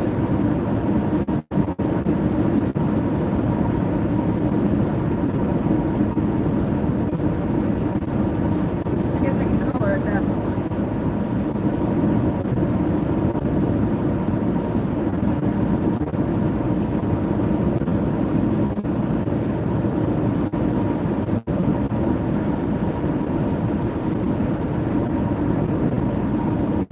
Should I stop streaming right now and resume it now? Because my throat is hurting kind of bit. It's hurting to talk right now.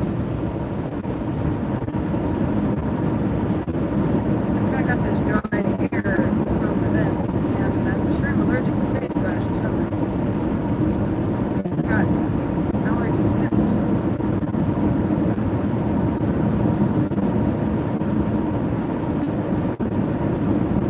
I want to have some sort of a steak. Yeah, steak and like seasoned fry. And the Columbia's on the right, not that you can tell. This would be a pretty breathtaking drive with the massive towering basalt cliffs on either side, but it's dark.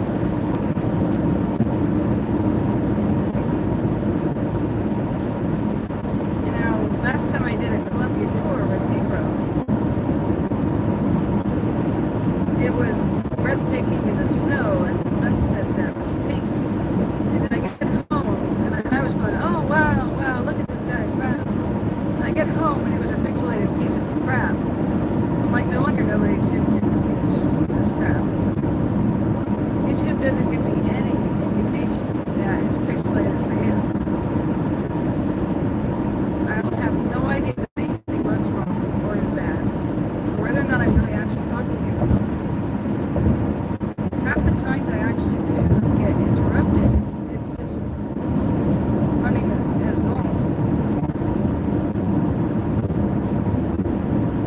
would say I got interrupted every 5 minutes or something on that trip, but then I go and watch my actual upload when I get back. I was interrupted every 2.5. What the hell?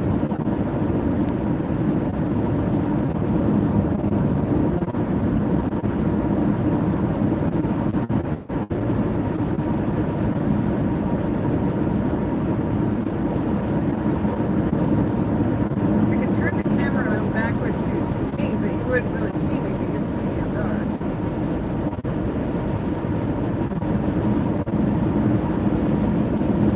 It's a black highway.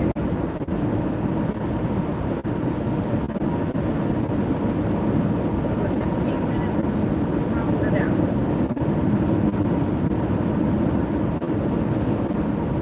It always makes me cringe when some YouTubers say, the Dalles.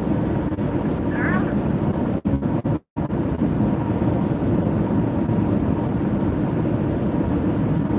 Yeah, Celio Park. That's what that sign says. There's something called Celio Falls before the dam. There's a big, massive waterfall thing, kind of like Niagara. And the fish jumped, the salmon had to jump up and to spawn upstream. So the Indians had these wooden platforms they stood on. They had big dipping nets. It was so easy to catch them that it was just like free real estate. So they had fairs. Indians had fairs all the time. Certain times of the year they met and just feasted and they got all the salmon they needed to and then they all left. Because there is you cannot really have thousands of people together without sewer system or sanitation. That's not a good idea. Horses and everything would eat everything. Celio Falls was sunken due to the building of the dam. There's a similar thing at the Cascades, which is now called Cascade Locks. Also burned.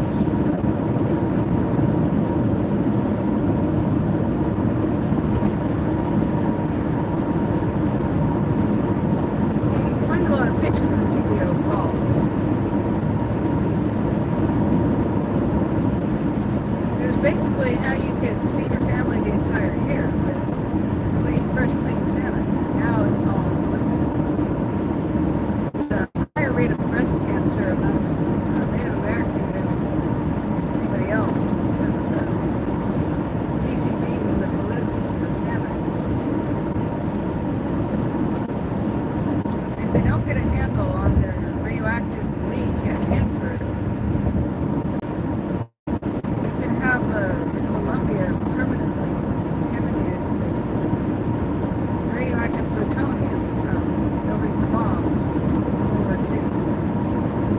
That's the crisis nobody's talking about. When you study ghost towns, you learn about nuclear ghost towns like Hanford.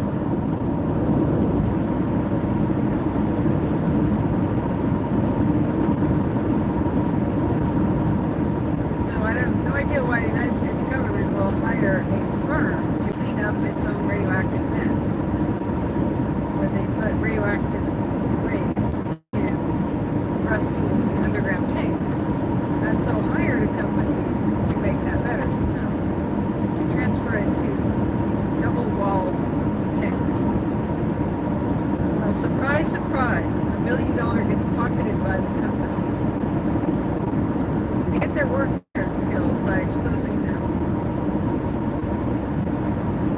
to, what is that blue stuff called? Beryllium. I mean, masks would protect you, but they didn't give a rule, a 95 mask. And they cheaped out, and they took the nuclear waste and put it into, guess what? Rusty, no good tanks. So they're leaking, and $1 billion is gone.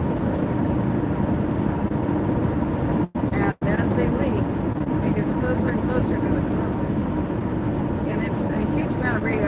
this reaches to Columbia, there is no amount of heat that will ever clean it up. It'll just be one of the world's largest freshwater rivers, completely contaminated. And wherever that water goes, you can't farm or anything. So that'll have pretty dire consequences. And it would probably kill every fish, every organism in the Columbia. We're talking hardcore radioactive plutonium and such, and uranium. True nuclear waste. So I should tell the story of the radioactive rabbit and the manhunt for it. And that site is so contaminated that puddled rainwater and such is an issue. They have an extreme perimeter fence, or at least they did. And I don't know what year this was, 2010 or something. But a hare, a jackrabbit, which is a hare, or cottontail, I don't know, got within the perimeter fence at Hanford and drank some radioactive water. It then left Hanford, which was the problem. So this massive manhunt, we're talking hounds and searchlights and helicopters for this rabbit that is underway. If this rabbit poops anywhere, it's pooping extremely radioactive crap on the landscape, which can and will contaminate water supplies and wells and might kill families and stuff. If it urinates somewhere, it's the same idea. If an eagle decides to eat this rabbit, it's going to poop radioactive eagle poop everywhere. Maybe directly into the Columbia. It's going to be bad.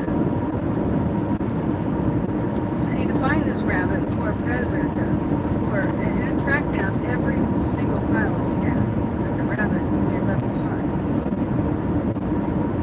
Mind you, I don't think the rabbit was expected to live very long, but you know, as it's in its death throes, it's probably going to poop everywhere. So they really did go all out to find the rabbit, and they did. I mean, that's how bad and contaminated it is. And the government told the people of Hanford, can we borrow your town in like 1942? We'll give it back when we're done. Oh man.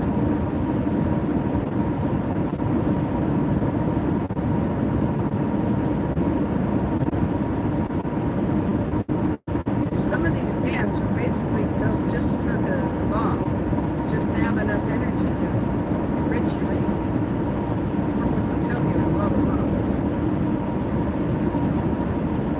We needed to run a cable to Hanford from one of these dams. It needed to be like 10 foot thick, you know, to carry that amount of power.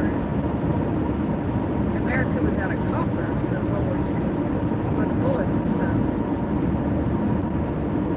So they were like, what other kind of metal is this conductor? Sign for the Downs Dam.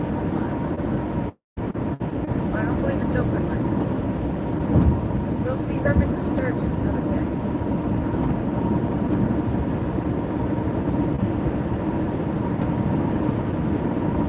So we're like, I can imagine this conversation. Well, if we don't have any copper, what else is conducting? Steel work? Not really. It'd have to be way bigger.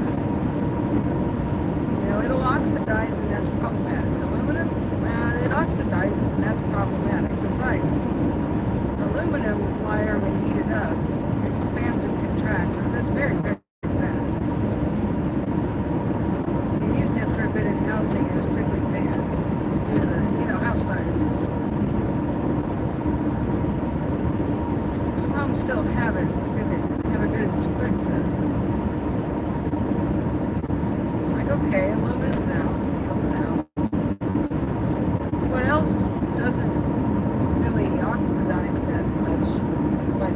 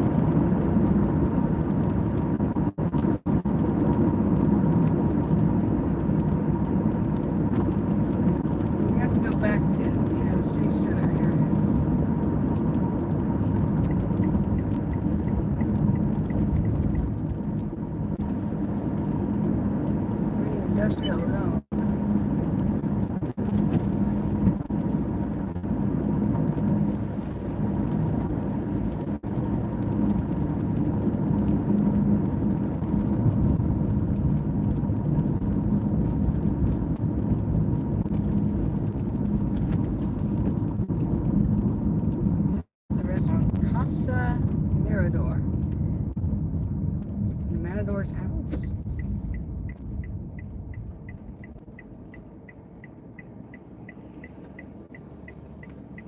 But you know, there's gonna be onions with anything Mexican.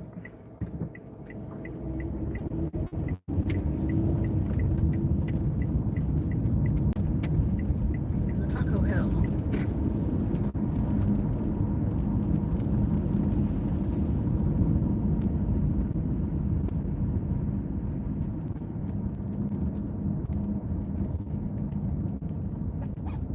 Oh, I was supposed to go on to the right. Ah, hell. I don't care anymore. I'll take the long way.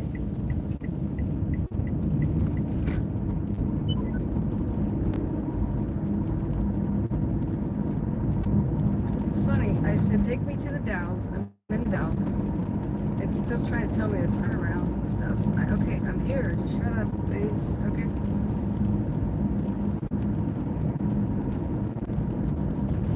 Taco time.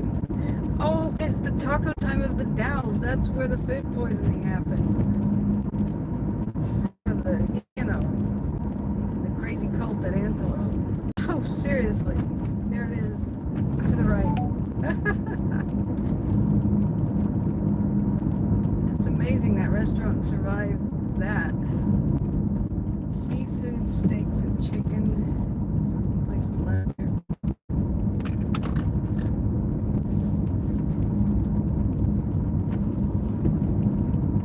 Sahara pizza. I'm not really in the mood for pizza. Pizza sauce tends to have onions too. Gas is only $4.37 here.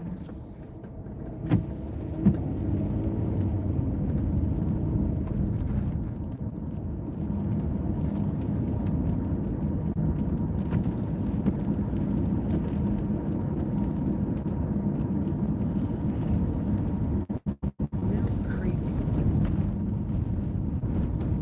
That is for food.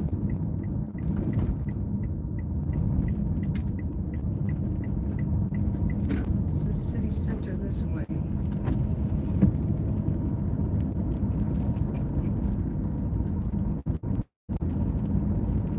Give me a steak.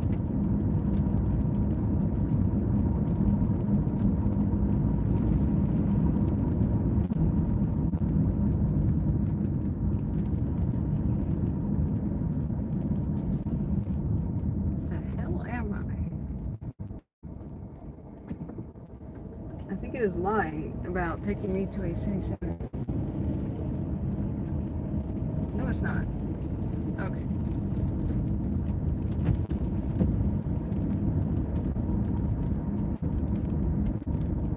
Bakery.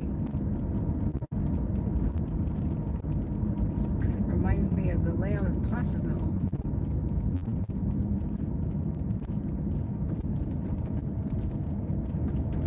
Burgerville. It's a possibility, but really, I mean, I want like a unique restaurant out here. It's not something I get in Portland.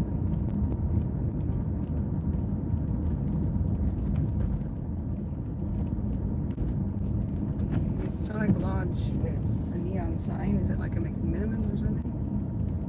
Clock Tower Ales. I imagine so. Brew and stuff on tap. That kind of looks very intriguing, actually. It's to my left there. Let's swing around, look at it. It's a spruced up old Masonic Lodge. Oh, there's something to my right here, though. This is like a cool food and bar at a hotel. This is food bar. Like, okay, that's a very creative name. Oh, it's Indian food. Okay. Oh, Indian food actually sounds great. I could get tandoori chicken. No parking loading zone. Damn it. Okay, never mind. We have to swing back around. Look at this sweet old downtown of the Dalles, man. We're back in civilization.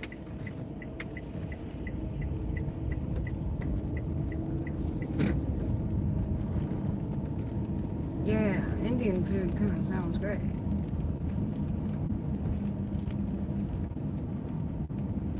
The Fort Dalles Museum. This thing on the left here is that converted Masonic Lodge thing. See it on the right? Actually, after I turn left, see it on the right here? It's kind of neat. Clock Tower Ale. But really, I kind of feel like the Indian food. Let's just go check it out. And if it don't work, we'll come back to this Clock Tower Ale.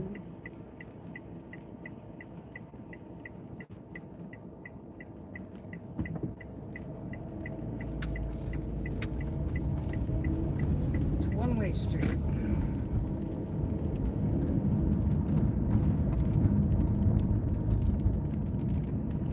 Oh, there's a firehouse to my left. That is so cool. Okay, let's see about this Indian place.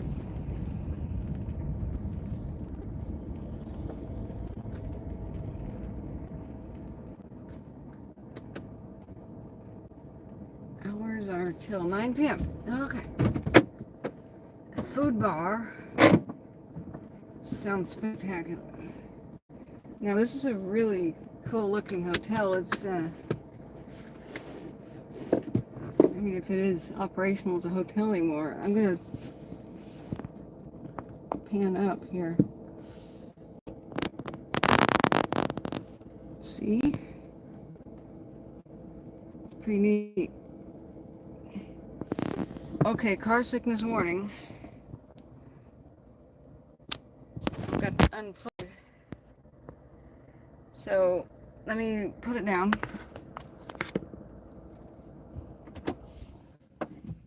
Okay.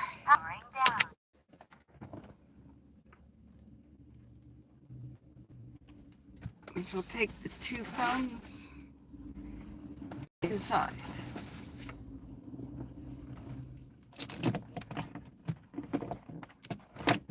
Alright. We made it here. We made it here, friends.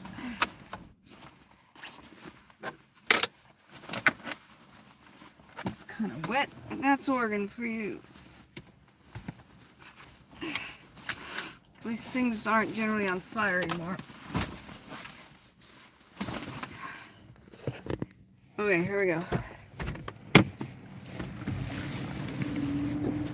Now, check that out. It's a courthouse, I guess. No, City Hall. City Hall. Neat. And there's the police station. Cool. So this hotel says the Commodore 2. I mean, I imagine it's still out. Right in my eye. An operational hotel. Alright, let's go in. At least it once was. Maybe it's like condos or something. Yeah. Oh, look at that mosaic.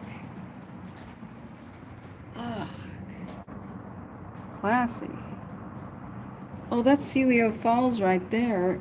That middle picture, you can't really see. And it's showing a flood. Probably the 1894 flood. Okay. Oh, it's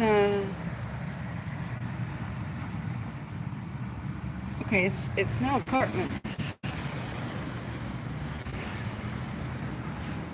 Okay, let's go in.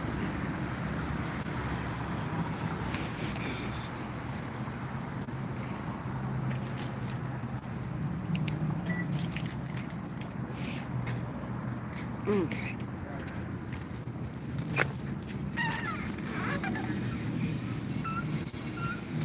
Hi, one please. One please. You have the key? How about a window sound? Yeah. Thanks.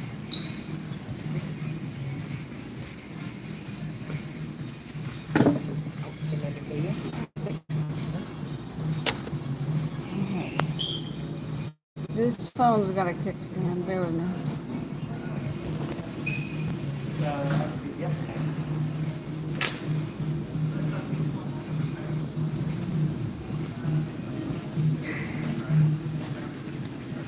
Alright. We're at Bomba's Indian Food Bar. Okay.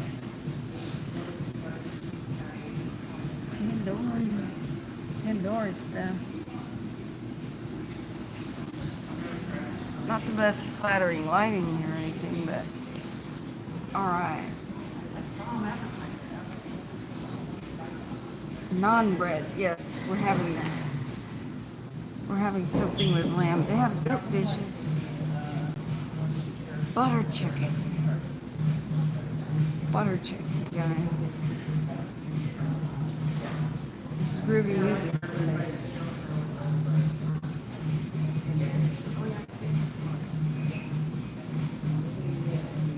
Rice biryani.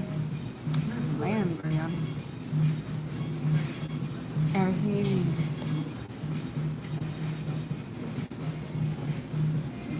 Lamb tiki masala.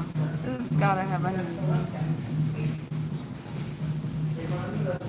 I used to love lamb korma, but onions are like the main thing. Nah. There was a place called India Palace, west of Portland. It was insanely good. Lamb vindaloo. Kadai lamb.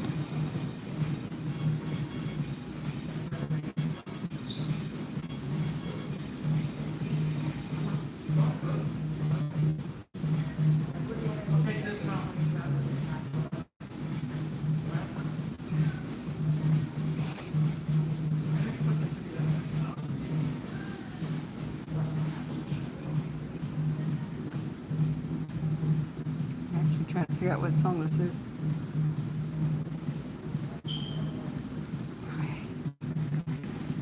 Now, are we at least 7:20p? I hope so.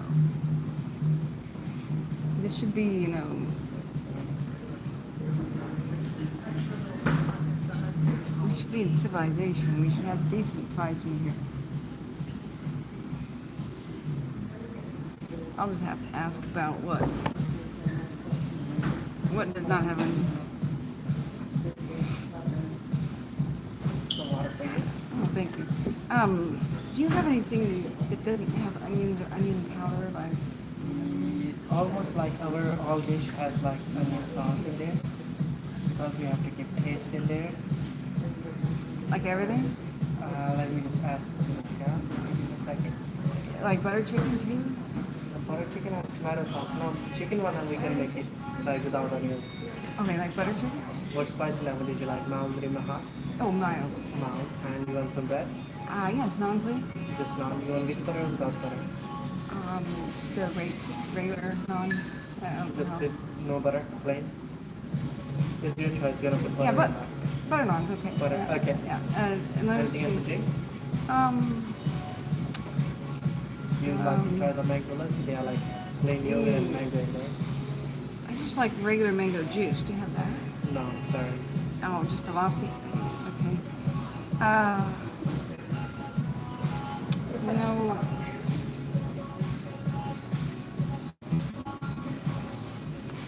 let's try a chai. Hot chai? Yeah, can you add sugar to it, or? It's already sugar in there. Yeah, lots of sugar. Yeah. Okay. Okay. All right. Thank you so much. Okay. We're gonna get butter chicken. That's like the only thing I can have. Because we do everything with onion because we have to have flavor. My life is ruined without flavor. That's the way it is, you know.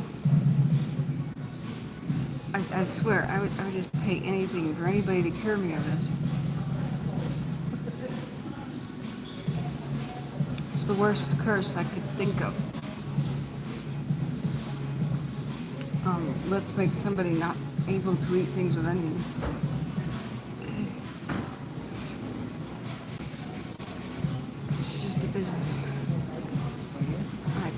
cats coming in. Awesome. I've got. This is a sweet plate.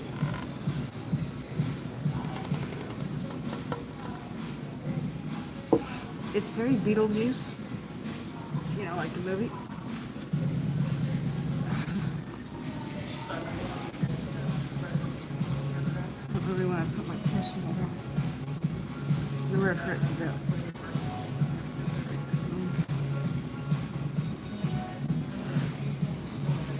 I think this is better than a steak, having some good butter chicken.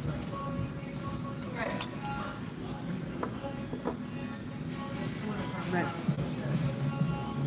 everything having onions in it. The thing is that there's a lot of, I know for a fact,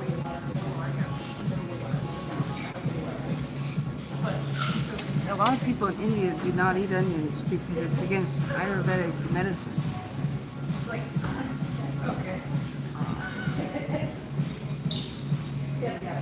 When somebody says, our drink already comes with sugar, I'm like, not enough.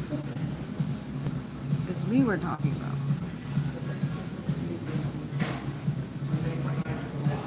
It's me we're talking about. This is a chai. Boiling hot. Okay. Oh yeah, I can read chat now. Let me do that.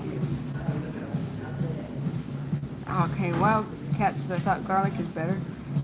I sometimes react a little to garlic. Hey, November 6th, oh. Hey, Wildcat's me. Have to watch out for the beaver mafia. They do run on they do operate on the Columbia. Joe Johnson says your coverage in America is just as bad as ours in Australia. Yay.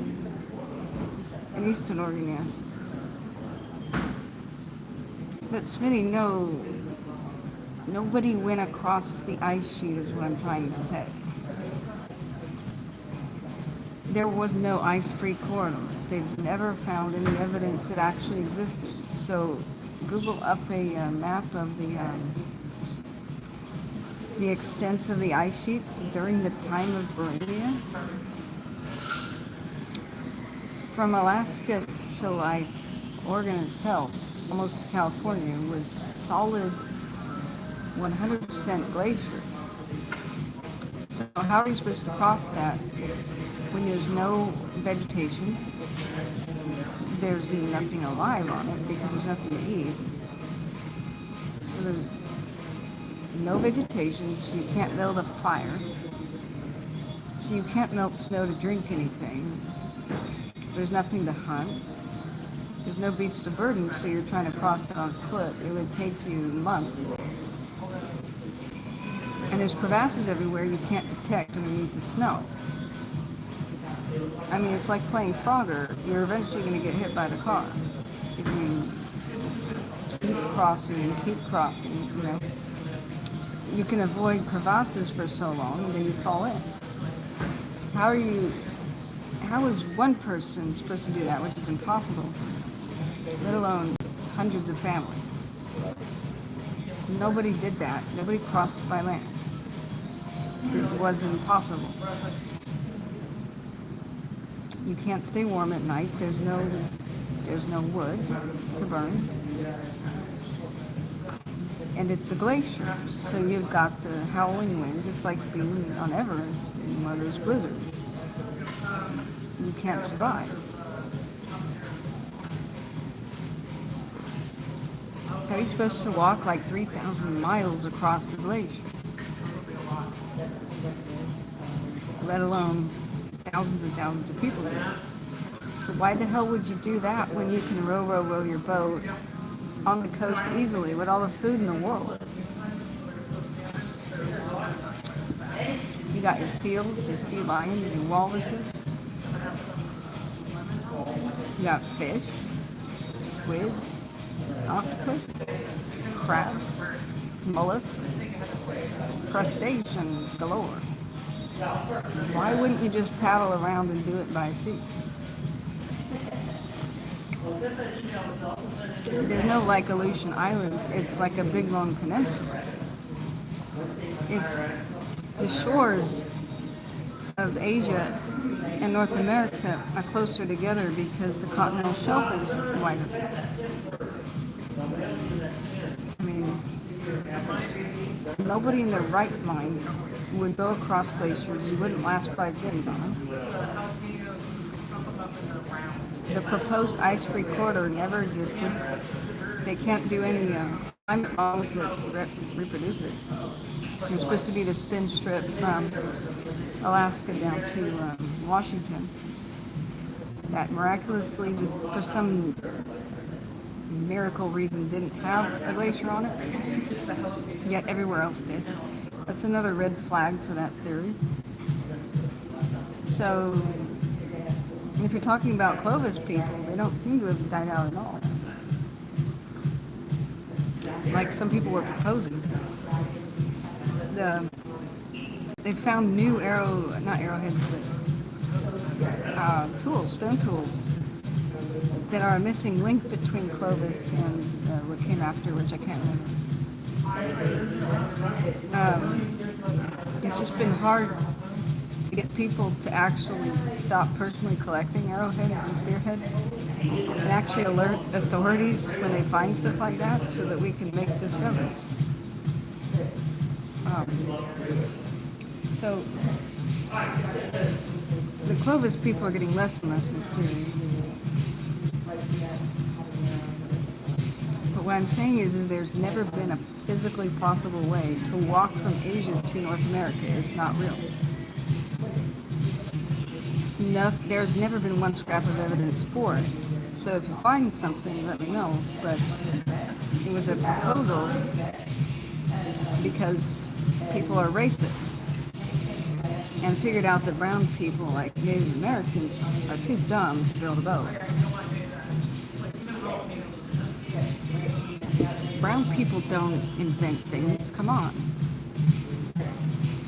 Pyramids and stuff the Mayans built, it's gotta be alien. The Mayan language, it's gotta be gibberish. That's what the Mayan, whatever his name was the big expert for so many years, was claiming. Like, ancient aliens is a racist thing. It's based on the theory of brown people don't know how to do anything but pick their nose, so they could not have possibly have been smart enough to invent things or build pyramids and stuff. Therefore, there was a master race or something, or alien, that did it for them. It was Carthaginians, that's the other point.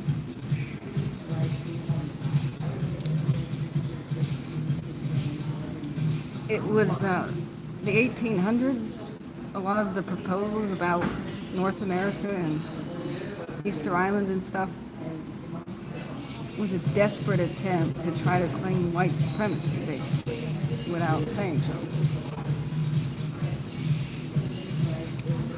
But like I said, people have been sailing pretty competently.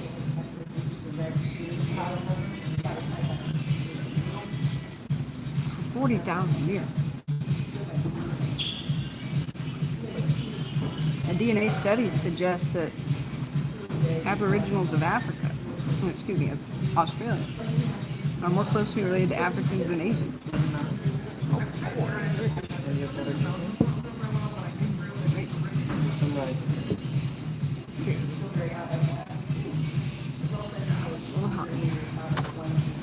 This is the world's worst unflattering lighting, and I'm pretty tired. I look pretty bad. But thanks for being here with me anyway. It's longer than being alone. Now I want to show you some food. Thank you for your kind donations. You keep me fit. There we go. Chicken. Butter chicken. With some rice. Wow, that's a large basket of naan bread. How wonderful. Nice, nice, nice. This is really running out. I really hope I'm not sick for some reason. I felt like I got over being sick, you know. You have a good chat. Polar says, good to see him out streaming like this and driving. I'm sorry I lost the connections. It's awful. Now, I hope at least now that we're in civilization, we've got some decent, 720 or something. Alright.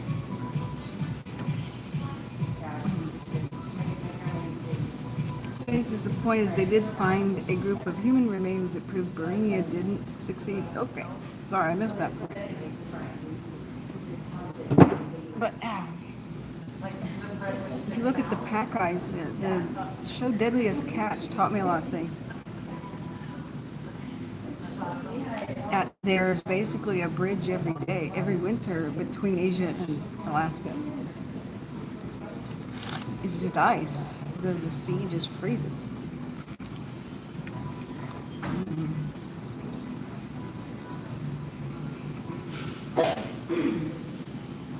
So the poor crab fishermen up there have got to glue themselves to the weather forecast and radio in to each other, is there ice there where you are? Otherwise they get crushed. Like the Erebus and the Terror. Probably countless other vessels trying to do the Northwest Passage thing.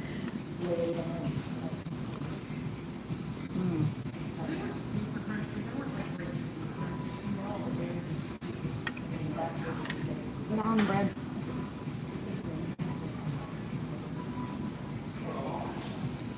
No, I don't drink. Don't do drugs. I do food. That's my reward for a job well done today.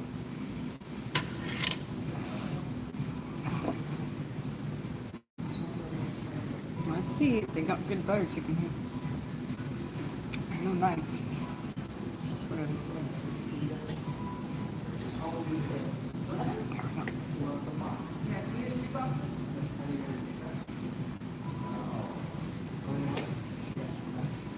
Not bad. I think it's a little too heavy on the tomatoes.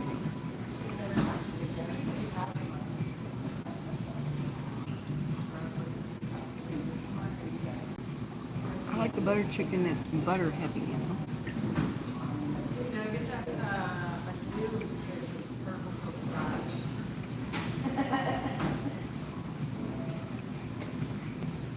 Nevertheless, it's very tender.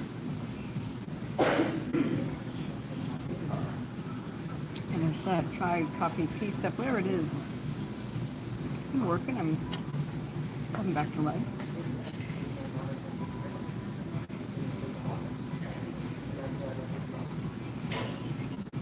What is your guys' favorite Indian food? Do you like Indian food?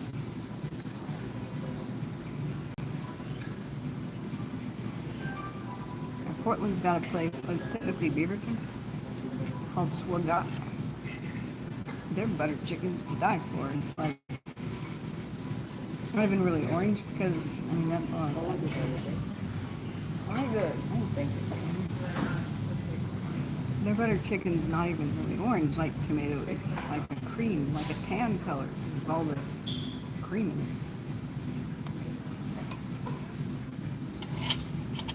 And ghee butter, see, this is something the Western world just never invented, but man, were we missing out.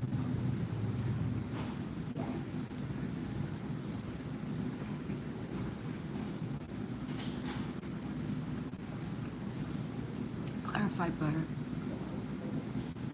Through the gods.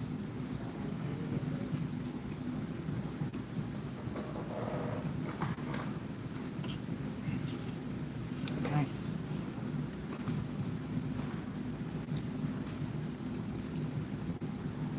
Hey, Laura Jones, good to see you too. Yeah, that was the theory that the Aboriginals of Australia did it in hops, but they would have left a genetic signature with the Asians.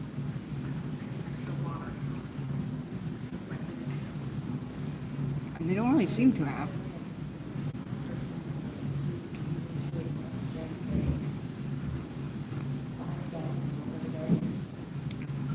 That said, there's been a lot of assumptions that have been turned on their heads lately.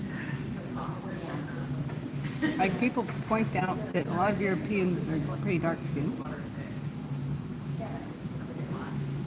And oh yeah, of course they were, especially before the Caucasian invasion.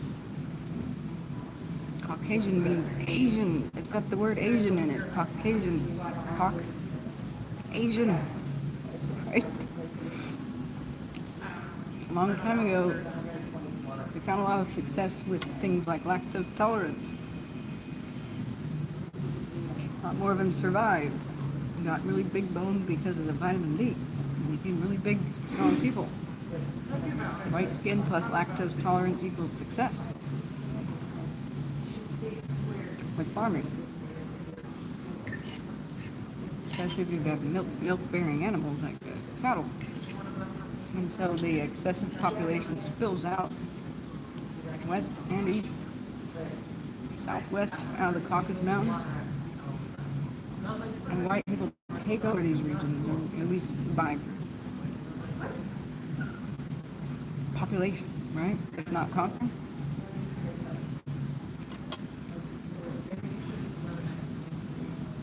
And so they're pretty dark-skinned, blue-eyed people that originally inhabited Europe. But their skin tone varied, like in a... Well, just like it does today, skin tone varies. And look at the Mediterranean. We got a huge variety.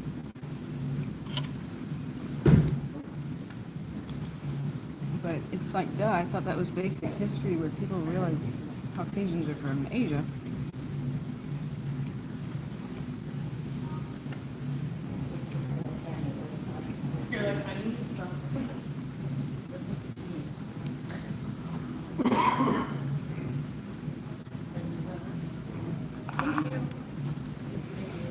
And the Sami are pointed out as like maybe they were the Sami of Norway can look pretty white and they can look pretty dark skinned and Asian like a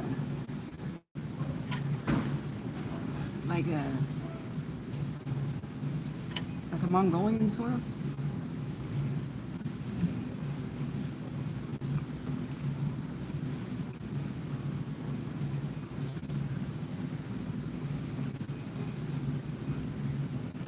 They're the fascinating, unique people that herd reindeers. And so they were pointed out as maybe they were like a genetic bloodline of the original Europeans.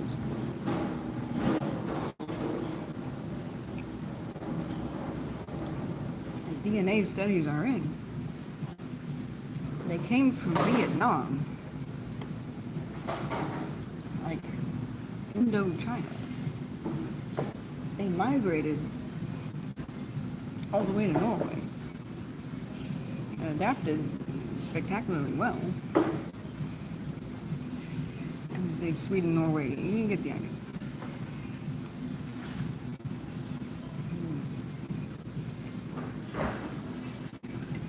But really, they're not from Europe.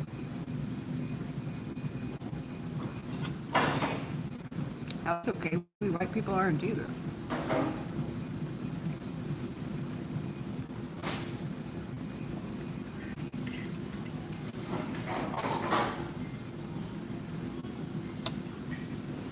White does not mean European. Black does not mean African.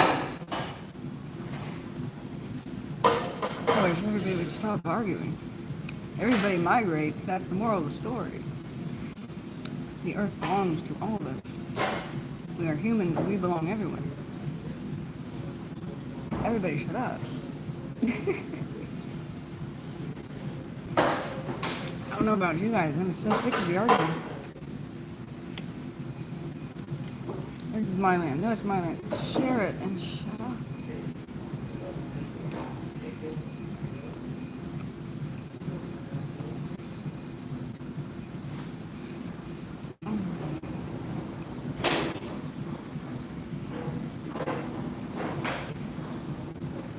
I just like to study this stuff because it answers these mysteries. I like mysteries. It gives a fascinating story of how we all got here. we'll never know the full story, but I mean, who doesn't want to know some mysteries? I do. And that's because my original channel name is going to be Catherine the Curious, where we explore mysteries and the forbidden. I'm not really forbidden, but mysteries. Because, yeah, forbidden. I don't want to go there. That could be taken out of context.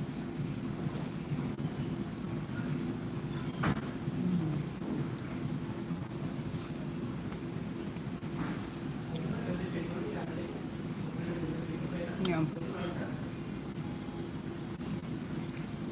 Jane Blackbird says, "Share it and shut up" would be a great shirt or bumper sticker. Yeah, there you go. Okay. Oh, chat disappeared. Sorry, I skipped chat on accident.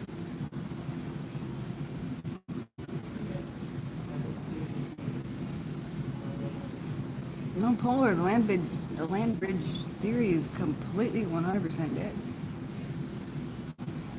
100%. There's no way that it existed. Okay, it's like this. It existed, but was completely impassable.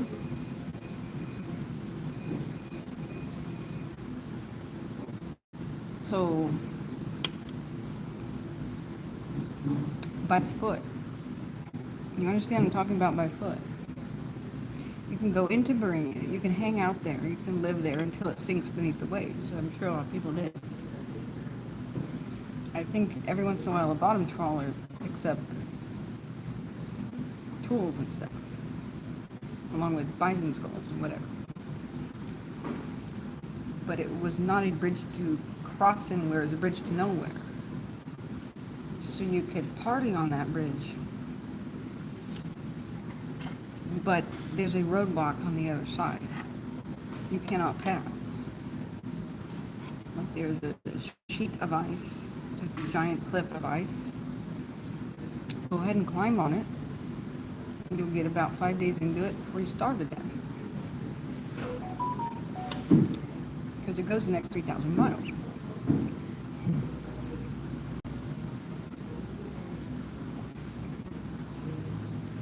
Now I'll tell you what's important about that is not the fact that humans are too dumb to build boats or anything. There's a particular time of low sea level. So there's more land than ever in the Pacific. And like the Aleutians were like one big strip. You didn't have to highland hop the Aleutians, they were stuck together. I mean, it was like one big peninsula.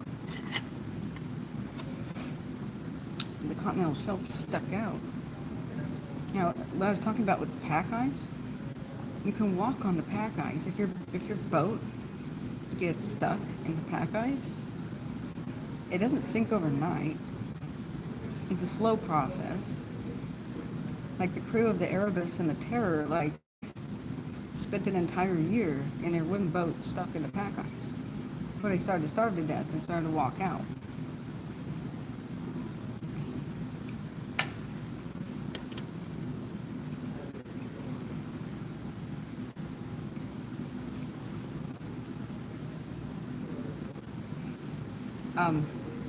You can walk on it. It's a highway itself. So nowadays, every winter the pack ice forms around the Aleutians. And so the deadliest catch guys have to get out of its way or they'll get stuck with their boats in it, right? There's a couple of episodes like where Phil was like awake for 4 days trying to navigate out of it, getting really nervous.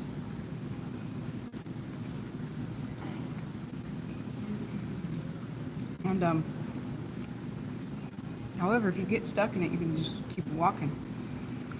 Now, what if you have the kind of canoe or boat like walrus skin that the natives don't make? It's really flexible and light. It's got a wooden bottom, or like a whalebone bottom, and rib cage system, and so you can haul it out of the ice. You can paddle along the edge of the pack ice and then haul it out and camp. You flip it upside down, you got like a little mini igloo sort of thing. Yeah, rest in peace, Captain Phil. You know, I almost met him. He showed up at Albertsons in a town called Hillsboro, west of Portland, selling crab like before the show really got famous. I mean, I was one of the people that watched it from like episode 1 just because I was interested in weird stuff like crabfish.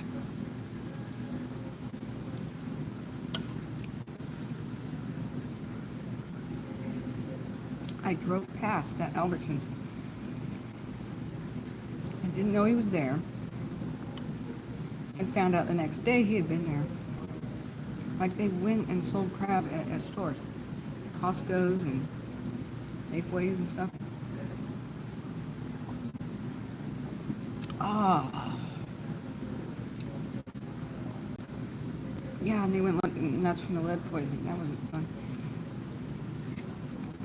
I thought The Terror was a kind of a cool show. It ultimately really disappointed me. The ending just really sucked.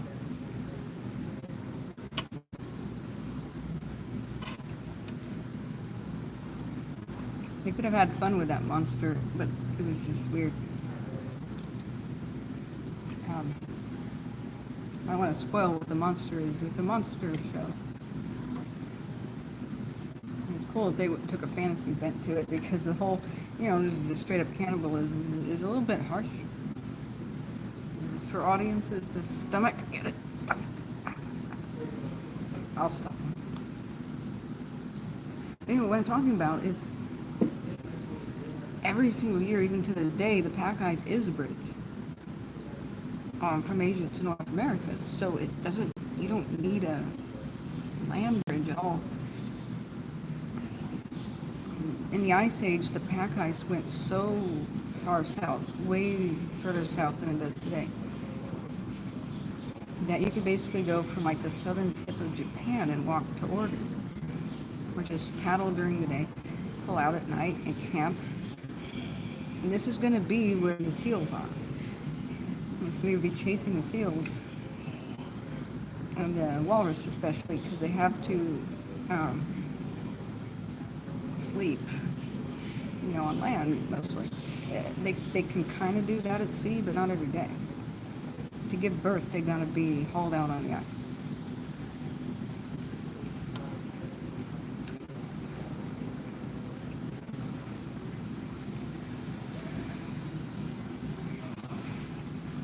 And I mean, yeah, human beings would be chasing that. It'd just be the free food, man. Free mega amounts of food. And you could just keep going east, east, east, and make it to America. So it's good.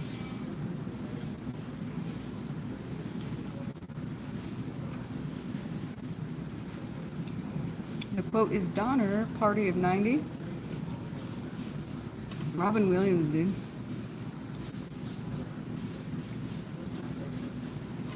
He was a riot. Oh, man. Patch Adams, I think that was that show.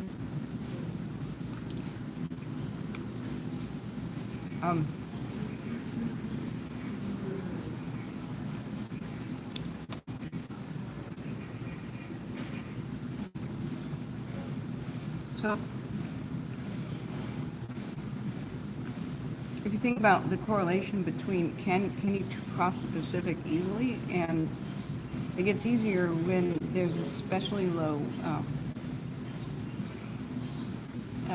sea level. That's when Beringia exists.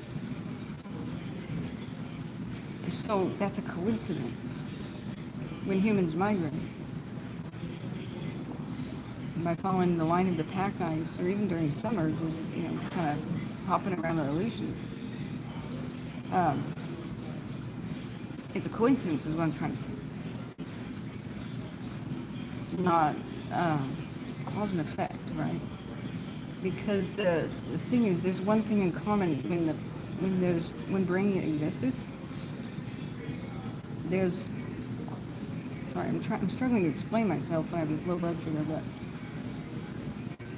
I'm trying to reasonably do not like say you suck or anything, you know what I mean? Like, I'm trying to explain my point of view. I'm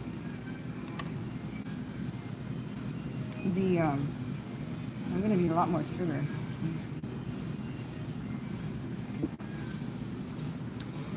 When the sea level is that low, it's because it's especially cold.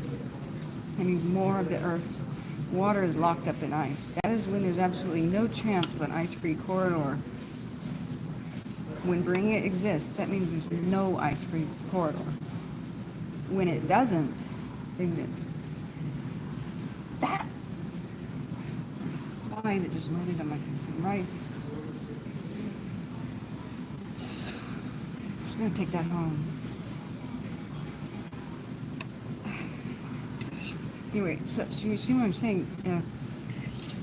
When it's warmer, the ice-free corridor can exist, but that's when Beringia doesn't exist. So it doesn't mean that it was like never ever used, if it ever existed. But it wasn't during the time of the lamp. Joe Johnson says,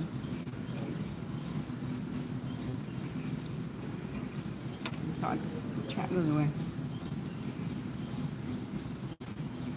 Osprey picked me up from Adeline told me Madame cleaned the fridge stocking and put food in it. Cool boss. How are the fires like in Australia? I didn't even think to ask. I'm sorry. I got out of it. I was worried about Tasmania a week ago.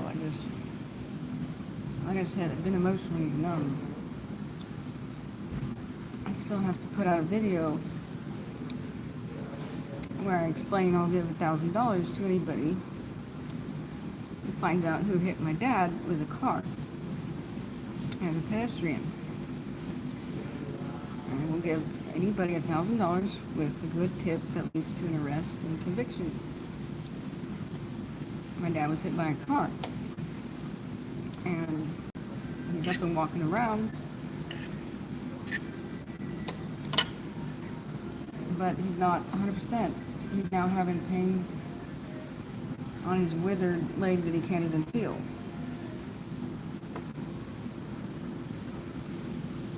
And like, I'm so upset that I can't even be upset.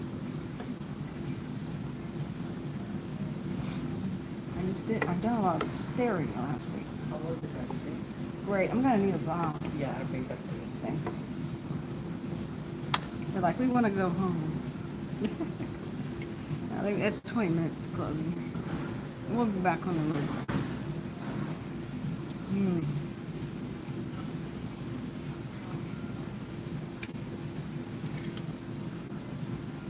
So what I was trying to make my case for it, and I'll eat my hat. Polar, I will eat my hat. I'm just trying to explain correlation versus causation for the land bridge thing. It really helped people when it existed to just cross with the pack ice on little boats, which we won't really have a lot of evidence for because, well, ice melts, right? So even if they left their little boats or whatever, campsites on the ice,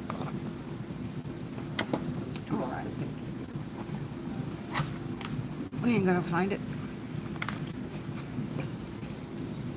But the only way we can prove it is if we eliminate everything else.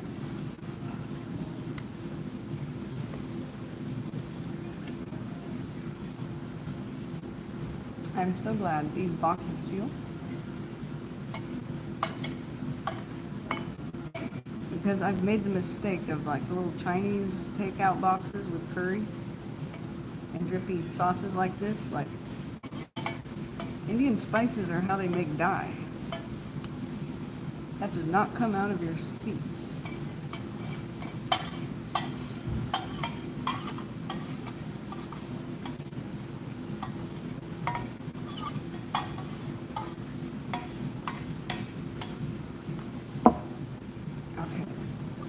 landed on part of the rice. We're going to carefully extract the non-contaminated side.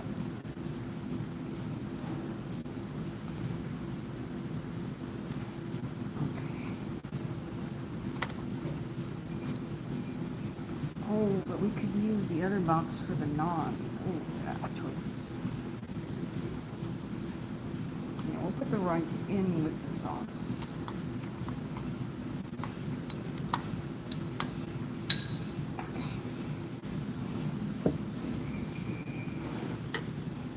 Way too much naan. You guys want some?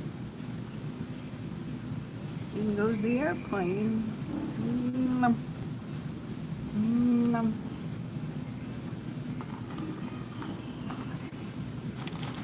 Oh, yeah. They're generous with this. I mean, it's the end of the night. Why not? Okay, we got the naan right. Swish that in there. Oh, I forgot to call my mom. Oh, goodness. Oh, I feel bad now.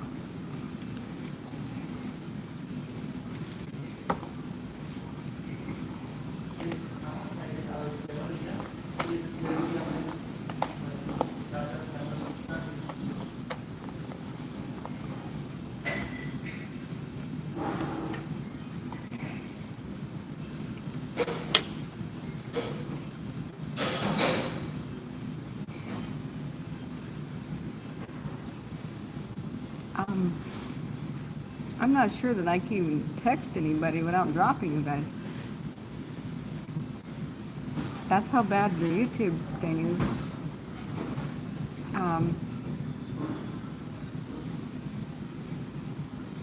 Let's see here. We've been live like 3 hours. Oh, how much battery do we have? 70. We're all right. We're all right. All right. Okay. Get a cash card today. Card, please.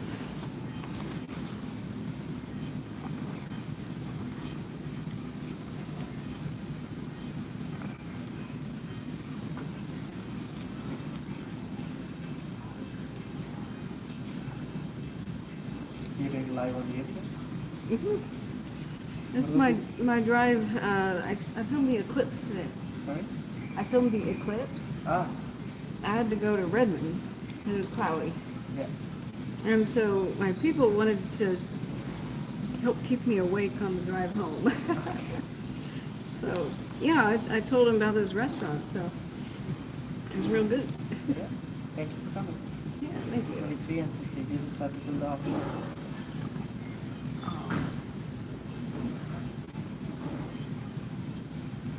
Oh, you put your card down, right? 1 second. Oh, I'm sorry. No, it's good. I can just... Yeah, just read me that.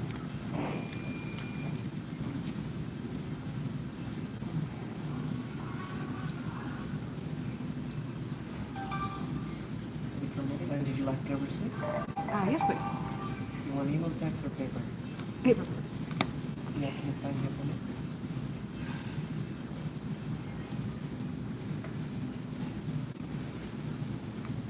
Did you get to see it? Sorry? Did you see the eclipse? No. Oh, that's too bad. It was I cloudy. was working. I know, I was working. Oh, 9, I think, in the morning, yeah? yeah. about Somebody 9 called me. 9:20. Did you see? I said, I was like, you know. Oh, that's too You have bad. to work too. It wasn't like the big one last time. It was just kind of neat, you know. Did you have a clip? Yeah, yeah. It was hard to film because the clouds came. And, Oh, okay. yeah, but you know, NASA. You could see it on NASA website. Yeah. Yeah. Thank you. Yeah. What sucked is the people walking by, you know. Like they didn't know it was happening. And I'm like, guys, the sun's eclipsing. It was pretty cool. I got to show people, lend my glasses to others walking by who otherwise wouldn't have been able to see it. Elderly couple and a couple other older people walking by. And a lady that worked at McDonald's.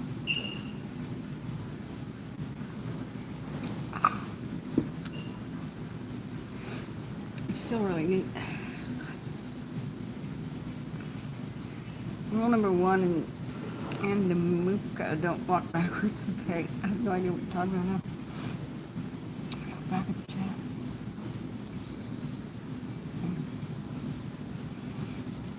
Mine shafts. Andamuka, South Australia. Back to my opal mine and dig some opals. Water opals. They better be water, man. We got fire opals here. I haven't gotten a package yet, but I can't wait. Thank you. I barely looked at emails. Like I said, I've just sort of, past 2 weeks, I've just sort of stared. Going, oh my God.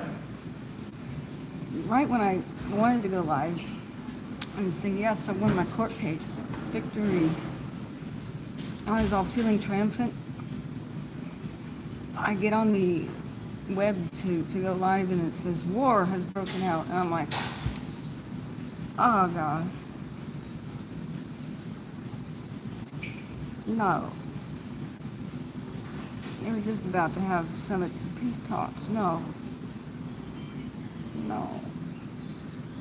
Nah. No. You know.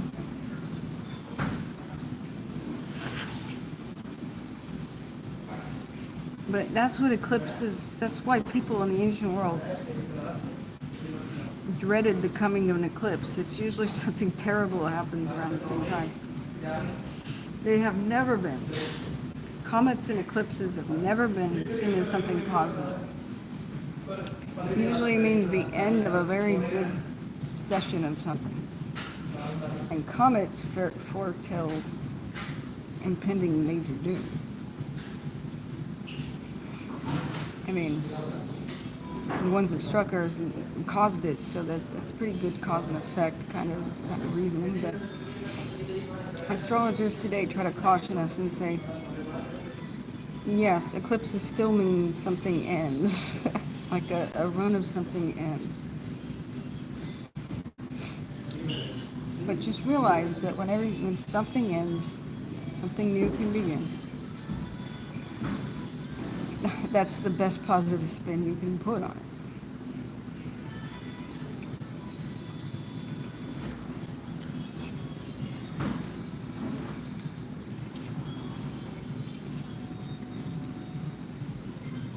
All right, more comments will come.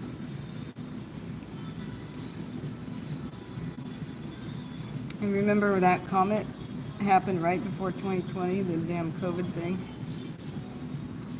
Yeah.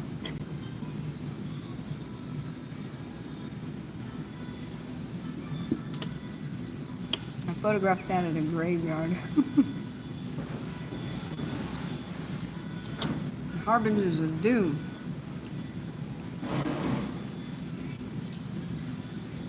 Alright. I want to make something clear. Astrology is not a superstition, and it never has been. Astrology is a religious belief. It's part of the belief in God's benevolence. Ancient people noticed that the stars guide us through navigation, and so they believed that's what the purpose of the heavens was for. Everything we could see was put there to help us. The moon and its phases told us what the tide was going to do. The sun, different places on the horizon, told us the seasons were going to change and blah, blah, blah. The North Star, I don't even have to explain how that's important. So they saw a definite connection between the heavenly bodies and their movement and really tangible, undeniable effects on the planet. And if we paid attention, we benefited from it. So that was the belief that God made the heavens, were God's, as a guide for us. So they just tried to recognize patterns. And so it is, I believe, as part of the belief in God. and that it's not supposed to. There's a debate about whether it's the Greeks always had a problem with it because they were such fatalists, you know. There was a huge debate about whether or not anybody should consult an astrologer, because trying to change your fate was, to the Greeks, a sort of blasphemy. Because the gods were supposed to have chosen your fate, and you're just supposed to deal with it. But then some Greeks were like, they believed a little bit more deterministically, like you can change some of your actions can change your fate a little bit. I mean, that argument's always going to exist. But it has never been what people think it is today, which is, you know, the stars determine your luck today and whether or not you're going to win the lottery. It's not that. I'm going to use the bathroom, so I'm going to, you see, I can't go live and do that. And they're about to close down this restaurant. I'm going to make a new stream for the drive home. I'll be right back.